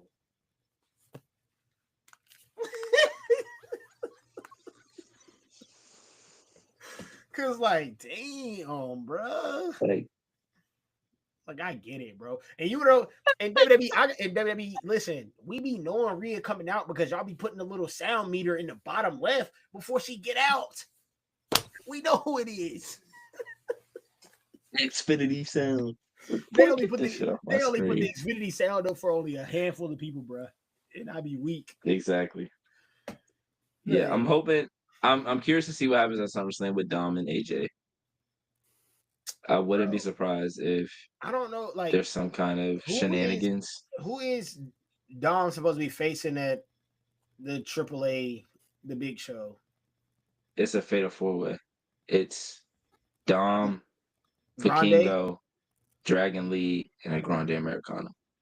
So do you presume Vikingo is gonna retain? See, because for some reason, yes, but there's something I can see happening is Dom losing and Dom winning. Yes, that's what I thought was gonna happen. I can see Dom losing, them causing him to lose, him going to Mexico, having a little stint over there, and Judgment Day think everything's sweet and shit. And then when Dom comes back, so does Liv. Because Dom could do like a little, like a lot of times they do this with people that are in Japan or over in like the UK or Australia, is like they'll go to Japan for like 3-4 months and just wrestle in either Stardom or New Japan, and then they'll come back. Like they did it with Jungle Boy, they did it with Mariah May. Mariah May did it right before. I mean, she was in Stardom, but she had that run, and then she came to AEW and was like, boom, straight to the top. Willow Nightingale did the same thing. They did it with Anna Jay, not for as long, but she had one too. And I think they could just have him go over there, hold the belt for a little minute, maybe lose it back, and then once he's like done over there, he could come back and finish that story. But I think that might be asking him too much in terms of telling a good story. Um, so I'm curious to see what they do because they could keep trying to just push it down, push it down, push it down until Liv is close. Because when she got hurt, what maybe she got hurt right before Evolution, like a few weeks before Evolution, so probably like early June. So depending on how bad the shoulder injury was, she could be 2 to 3 months out, maybe 4. So like in WWE, I mean, injuries, wrestling injuries are in that always kind of time period, fast too. like in that time period, you get in 3-4 months, you could at least get Dom and Viking go at least 2 to 3 times. Exactly. At that point, because then that just gives Dom that gives Dom time to like build a new character, build a new story, like get the fans on his side. Like that's the only thing is like if he does that, he can't be a heel on AAA. So he would have to change his character over there too. So that's the only thing is like if they are to run with that, like Vikingo is a good guy over there, even though they were booing him when he was going against Alberto. So that's the only thing is like how do you portray his character if they run with that I feel story? like you could have. I feel like you could have him lose both initially, and then I don't know. We don't see him for maybe a week or two. He try to come back and work that way. I mean, I don't know. I mean, I feel like this is the best route that they can take because you're giving AJ one last little run before he's gone, and AJ is AJ joining the Judgment Day though? But that's the thing, bro. I feel like, in a sense, I don't think he should, bro, because the Judgment Day, circle. It would be full circle, but it needs to be done. Because what's the point of the Judgment Day without a world champion, though? Yeah. Like to be honest, that was their whole thing in the beginning. Yeah. So like, yeah, it's like with AJ, I like kind of what he's doing, bro, right now, trolling Dom, and even what he was doing with Karrion Kross, like saying like, okay, fine, you want to see the real AJ, fine, bet. You know what I'm saying? Like shit like this, that's cool. Yeah. You know what I'm saying? I like what he's doing because I'm just tired of seeing him lose. And I feel like if he's in the Judgment Day, it's just going to be another losing cycle, maybe. Like, I don't know what you can do with him in the Judgment Day. And Finn already a snake right now. Do we really, or is the end really just going to be Finn trying to snake him again? Or, like, you know what I'm saying? I don't know. I don't know. It'll be back-to-back SummerSlams of Finn turning on somebody close to the him. other guy, and then obviously Dom turned on Rhea. So it could be like double full circle of like Finn doing it again, but then Dom did it to Rhea last year. Now Finn's doing it to Dom. So now Dom has to have the moment that we've been waiting for Rhea to have of taking accountability, but also trying to get your revenge at the same time. But also like waiting for that revenge because him going 1-on-4 every week wouldn't be smart. Like they're not going to book him to where they're not going to all of a sudden out of nowhere book him to where he can beat people 1v4. What happened to smart faces? Like when Cena was going against Nexus, he was picking them off 1v1 every week. Yes. But Punk did that a couple weeks in a row against Seth, which kind of pissed me off because it made Seth look like he was stupid. Yeah, but it's like it was also, I mean, with their group and Punk, yeah, that shit was dumb. Punk was marching down to the ring and just putting them on tour buses. I'm not gonna lie. Cena pulling up the hotels, like it was like it was scheming, like it was a get back for real. Like even I actually enjoyed that. I can't lie. Right, so it's I hated that they lost the SummerSlam match, but I enjoyed him like week to week, week to attacking a few of the members. It was Yeah. funny. I don't understand what happened to that. So like, Yeah, if Dom could somehow, because he is Dirty Dom, just because he's yeah, face don't mean he forgot how to right. be He got to dirty change and his smart. character completely. Yeah, Right. because Ric Use it Flair, for even good. when he was a good guy, was still doing dirty shit. So was Eddie. Yeah. Like, Oh, just have him go full Eddie. yeah, Just have him go full Eddie. they Just can go full full lie Eddie. cheat still. Like he'll still get cheered. Just have him go full lie cheat still. Oh my god, I didn't even think about that until just now. That's the blueprint, then, bro. It's kind of crazy. Damn, just have him go full Eddie. Got the blueprint. Damn. I mean, I'm proud And of then he Dom could early. always be like, "Hey, Dad, I need some help." For real. Hey, man, they jumping me every week, brother. I know you see this shit. I know I called you a deadbeat before. I'll take it all back if you just help me this If you don't be one right now, like, yeah, you just help me this one time. But the crowd would go crazy, bro. If they team back up they for really one would. time. Like Like, Dom getting jumped week after week. Live music finally hit. Then they start getting jumped, and then Ray music hit. Oh my god, crowd might crowd would go crazy. and some motherfuckers might jump the railing. I would if I was there. Honestly, though, See, that's the thing. Some shit this be is too cool. I can't just stay like jumping up and down. I'm jumping the guard. Fuck. They just got to attack me. they just got to take me about this building. We If gonna they guess really, move yourself.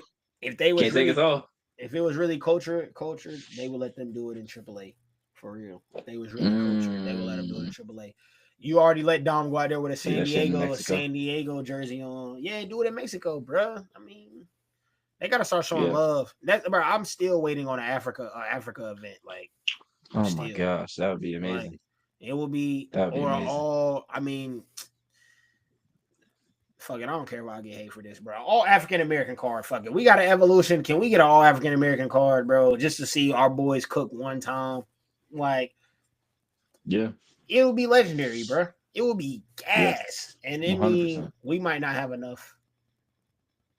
No, we do. That's the craziest part. We do. We do.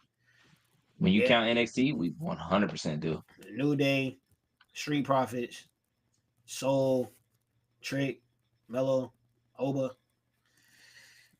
Got West, Kalani, West, Kalani. We got half of the damn Dark State. We got Wesley. I forgot about his group. I forgot about having. We got it's another little group. Out the Mud. I don't know if they still tag team. I ain't seen them. Bianca, Jade, Naomi. Forgot about them. And those are like the first names that popped in my mind just to say it out loud. Michin, B-Fab. Yeah, it's hella. It's hella. R-Truth. You know what I'm saying? Yeah, it's hella. They just like to pretend that we don't. Omos. If they remember, they got him on the roster because he just signed a new deal. Like, y'all ain't put him on TV in years, and then still signed him to a new deal. Bro, and he was in Japan doing his thing, and they brought him back. Yeah, they said he was in Japan cooking. Yeah, they said he was over there with a Seth Rollins looking like doing his thing. And he was like, yeah, I thought I was going to stay over there for a few more months. They called me back. I thought we were going to do something. Nothing ever happened. I said, damn, bro.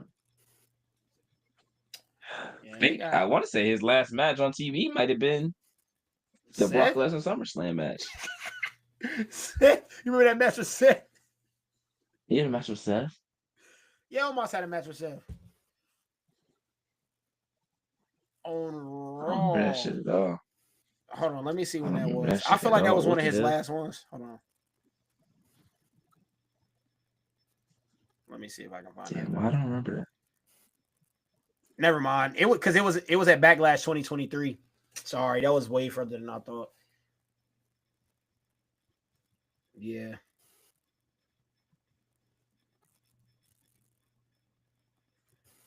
I remember the match that Reek the WWE encyclopedia himself. I'm actually proud, bro, because your knowledge runs deep. Hey, you got. But Backlash was one of my favorites, though. So you knew. I mean, you knew that. So I guess that's like. Yeah. That was one of my favorites. Yeah, I definitely didn't think about that. Yeah. You got a little bit of glaze on your TikTok now. You got a 3 fire emoji fire list. somebody gave their top 5, which is pretty similar to yours. Well, Yeah. there's only 2 guys or 3 guys from yours, so somewhat similar to yours. I didn't mean to do And then these. the same person that said yours was fire said, "I love this. I feel like a lot of people have the same kind of answers, and this one is a great variety." Hey, that's a cool. I'm glad she found both it though. I am too. I am too. I mean, 'Cause it's yeah, the bro. same I feel person. like a lot of people do have the same um Same top 5. I feel like a lot of people. Damn, she could have followed.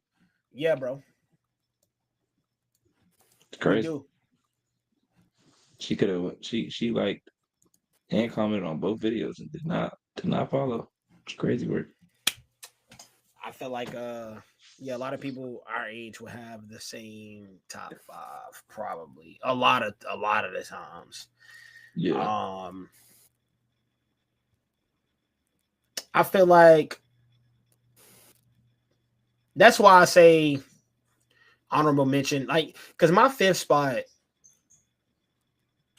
I mean, I don't know. I got some interchangeable ones. Like, it's not just Sean. You know what I'm saying? Like I've said plenty of times on here. Like, DX was my shit. It was really both of them. Yeah. I rocked with both of them the same. I just feel like Sean had more. I just liked Sean more in terms of his segments.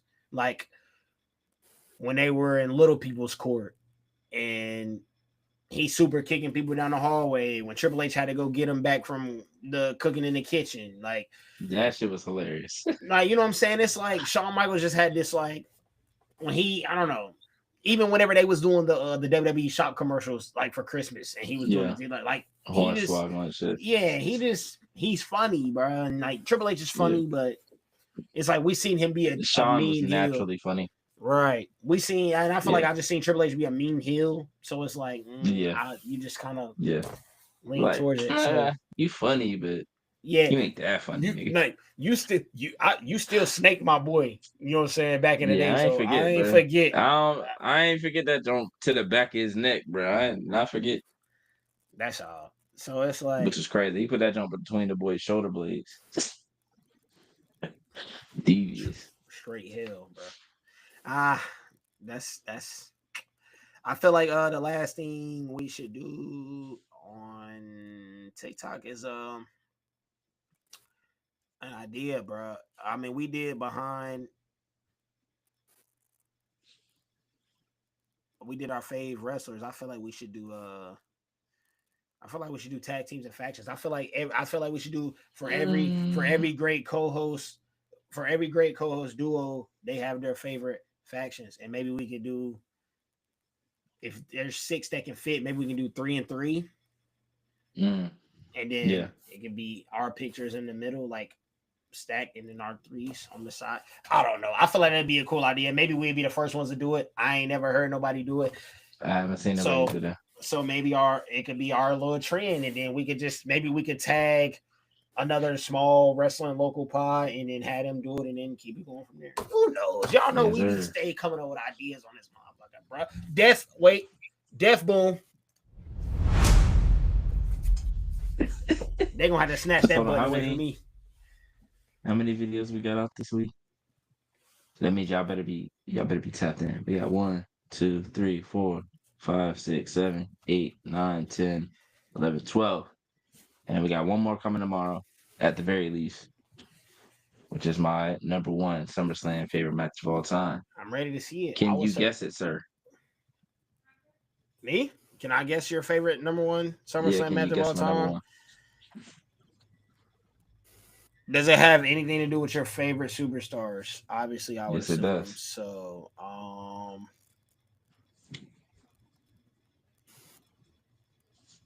it's a match that you probably remember, that was a Royal Rumble match. Being SummerSlam. I'll say that was a Royal Rumble match. I'm tripping.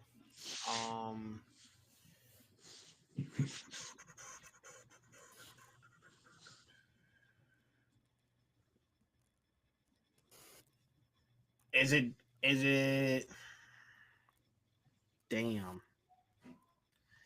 It has to be. It has to be. I don't think it's Daniel Bryan related. Is it Daniel Bryan related? Yeah, because Daniel Bryan ain't had too many. He had like 2 SummerSlam bangers, maybe 3, but I think 2. It's Kurt, huh? Mm-mm. It's not Kurt. Mm-mm. It can't be AJ then, bruh. Is it? Mm-mm. Can't be AJ. So if it's not Daniel, AJ, or Kurt, I don't know. You gotta tell me, bro. Actually, no. Just let me find out whenever you post it. Because you had me some. Like, motherfucker. Oh, probably. Now, actually, I kind of want to know now. Now that you said I might be. It's Rey Mysterio versus Eddie Guerrero. The ladder match. The custody match?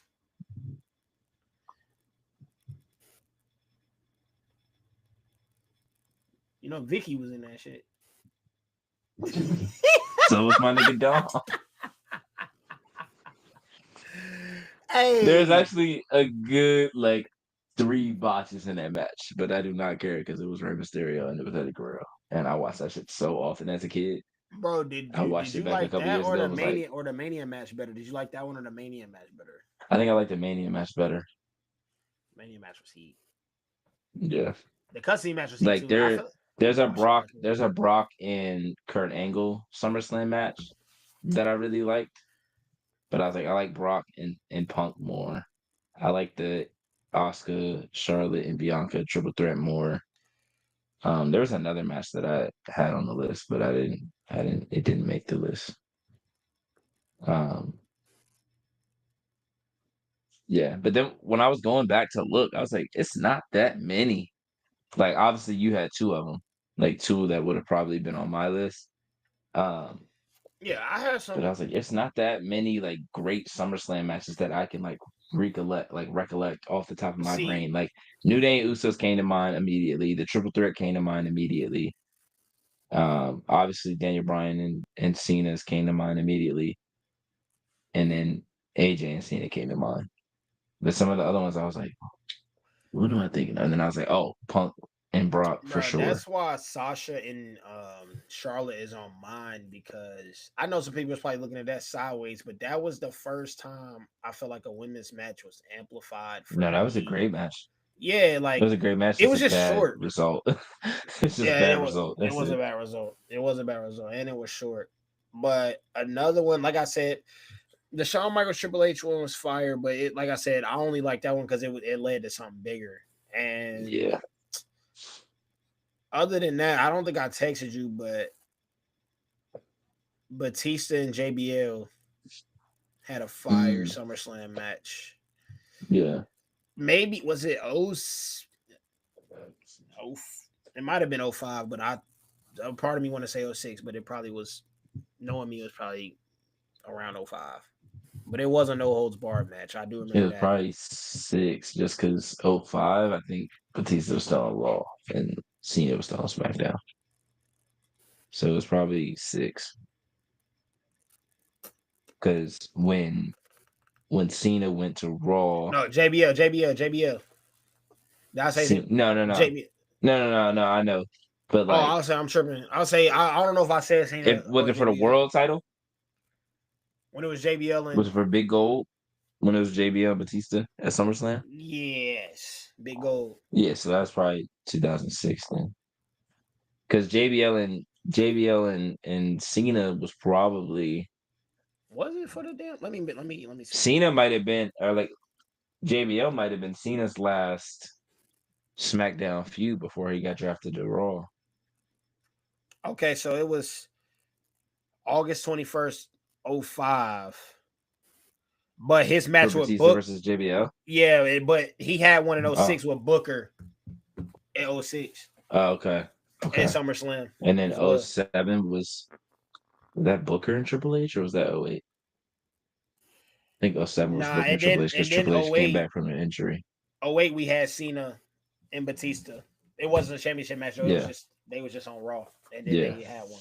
Yeah. So, but we remember that in 08 because Was that when Cena got hurt off the in the corner I think so. I want to say yes. off the Batista bomb Yes, off the top yes. rope? I want to say yes because that lines up with when he missed time. Like he got hurt. And then he came back for the Rumble. Actually, no, because he came back Royal Rumble 2008, right? Yeah. So No, oh yeah, he broke his collarbone off been Randy after it through the already happened. chair. I was gonna say it was Randy, because Randy got hurt against Triple H, and then Cena got hurt against Randy. Because when Randy messed up his collarbone, it was on the outside of the ring, and he was trying to go for the RKO. I'm pretty sure. And then he was like, "Oh!"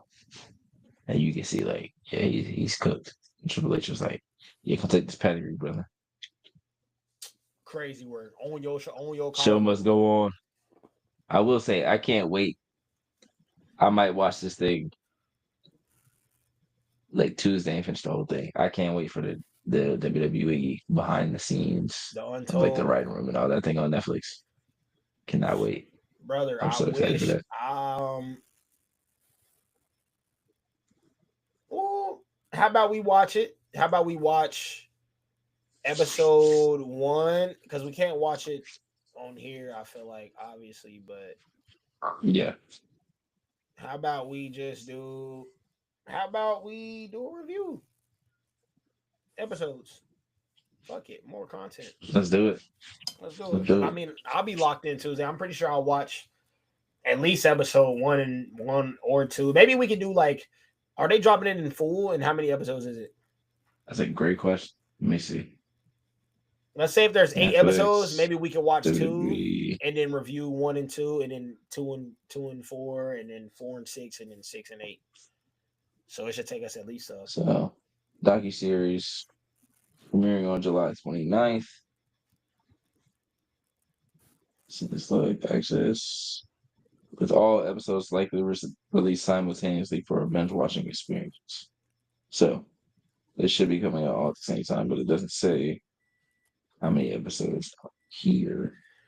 If it's all bingeable, then maybe we could just see how fast we binge it and then either do a full series review or try to take it episode by episode. Because I mean, we already know nerds we can do episode by episode because I'm sure it's gonna be a lot. But you know, nerds. I feel like nerds are gonna. Yeah, they're gonna spam and then post. Yeah, episode by episode will be fine. Maybe, like I said, if it's 8 episodes, maybe we can do 2. Okay, so it's 50-minute episodes. Season 1 is New Era. Episode 2 is Push. Episode 3 is Worth the Wait. Episode 4 is Heel Turn. Episode 5 is WrestleMania. So there's 5 episodes. So we could just do it with each episode. With each episode. All right, that's not bad. All right, y'all. It drops Tuesday. So how should we do it? Should we do Tuesday, Wednesday, Thursday, Friday, Saturday? If it comes out Tuesday, we could actually literally finish by night 1. Yeah. Because we could always, And review, and the review ain't even. We can do one. We can do one after. Yeah, we can do it after we record Tuesday, and then Wednesday night, Thursday night, Friday night, and then I was about to say, we can figure out something Saturday. We could even do like. We necessarily don't even gotta even make hella time, bro. We could literally, because I did my. I mean, you didn't obviously don't go watch it because I did my Fantastic Four review today. I didn't even do a video. I did it by pictures and the text. I literally did. Okay. We could literally boom, boom, boom, boom, boom. This is what I think. This is what I think. Or we could just do our own videos and then you know what I'm saying, whatever we want to do. But I think it'll be a good idea if we for sure work on it because we're very opinionated. Even if we just like, we could just literally like we watch the episode, write down like 3 or 4 things that like really we thought was really interesting, and then we jump on either here or somewhere, talk for 5-6 minutes, and then boom, we just let it post and then push it to TikTok. Hell yeah, y'all heard it here first, man. Because I would say we could do that on like we could do the little combo on TikTok, but it's hard to clip with like Yeah. the little screen. And then when I put both screens, it still got like the 8 other little screens. Hell yeah. Anything But to shit, shout we'll out figure it out. before we get up out of here? Check out the YouTube Hoodie Q-Tip. Been posting different content. Been posting women's basketball content, IRL basketball content. Posted the AEW prediction. That was weeks ago at this point, though. But there will be more content within the coming days. Make sure you follow the TikTok, the Restless Wrestling TikTok. Almost at 200. Almost at 200, y'all. Yes, we are. We are at 10K likes too. Yeah, we're hoping that. Honestly, I'm hoping we hit 200 before SummerSlam, so that way after SummerSlam, we can mess around and be at 250, y'all.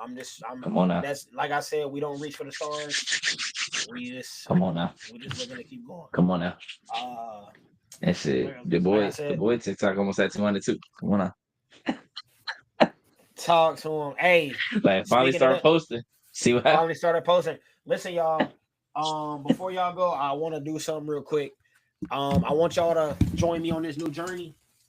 Hold up. As y'all know, I am a nerd. I have been reviewing movies recently. I feel like I found my little secret calling on the low because I might as well put my brain to use. But start joining me on TikTok, y'all. I'm going to be reviewing Compact Comics now. I got a whole collection now. We got Superman Birthright, Justice League.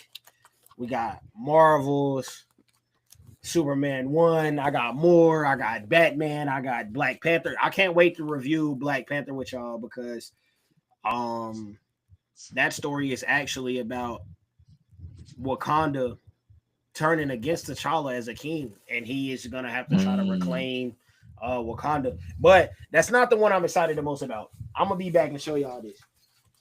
And I know some people not cultured yet, but for all my dogs, man, if you don't know about this man, you should know about this man. But I can't wait to read this one for y'all, man. Static Shock season 1. It's about Static Shock's him becoming Static Shock and him dealing with the street level gangs and everything he has to deal with. My boy, this is pretty new.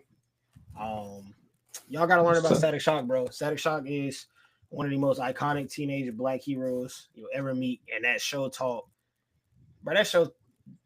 Dad taught me about racism at a young age, which is crazy. So, yeah, man. Follow the TikTok. It's going to be on my main TikTok, Codename Davis. We almost at 2,000. So, keep hitting that follow button over there as well. That's it, man.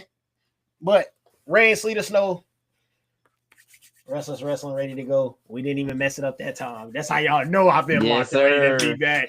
So, like I said, catch us talking about Untold. Catch us talking about just catch us at SummerSlam, man. It's gonna be lit. I'm expecting big things. First 2 night SummerSlam we've ever had. It's not. Yeah, I'm gonna be pissed. So it's gonna be special. Looks like y'all gonna be seeing our faces a lot this week. Yeah, I'm gonna be here both nights. So yeah, I mean, hopefully it's good. That's all I can say. Hopefully it's good. Facts. Like literally. Facts. So yeah, I'll catch y'all on the flip, man. We just damn near gave y'all a 3-hour episode. We basically just gave y'all an episode of Monday Night Raw. So yeah, we locked, man. Shout out to y'all. I'm gone. Appreciate y'all.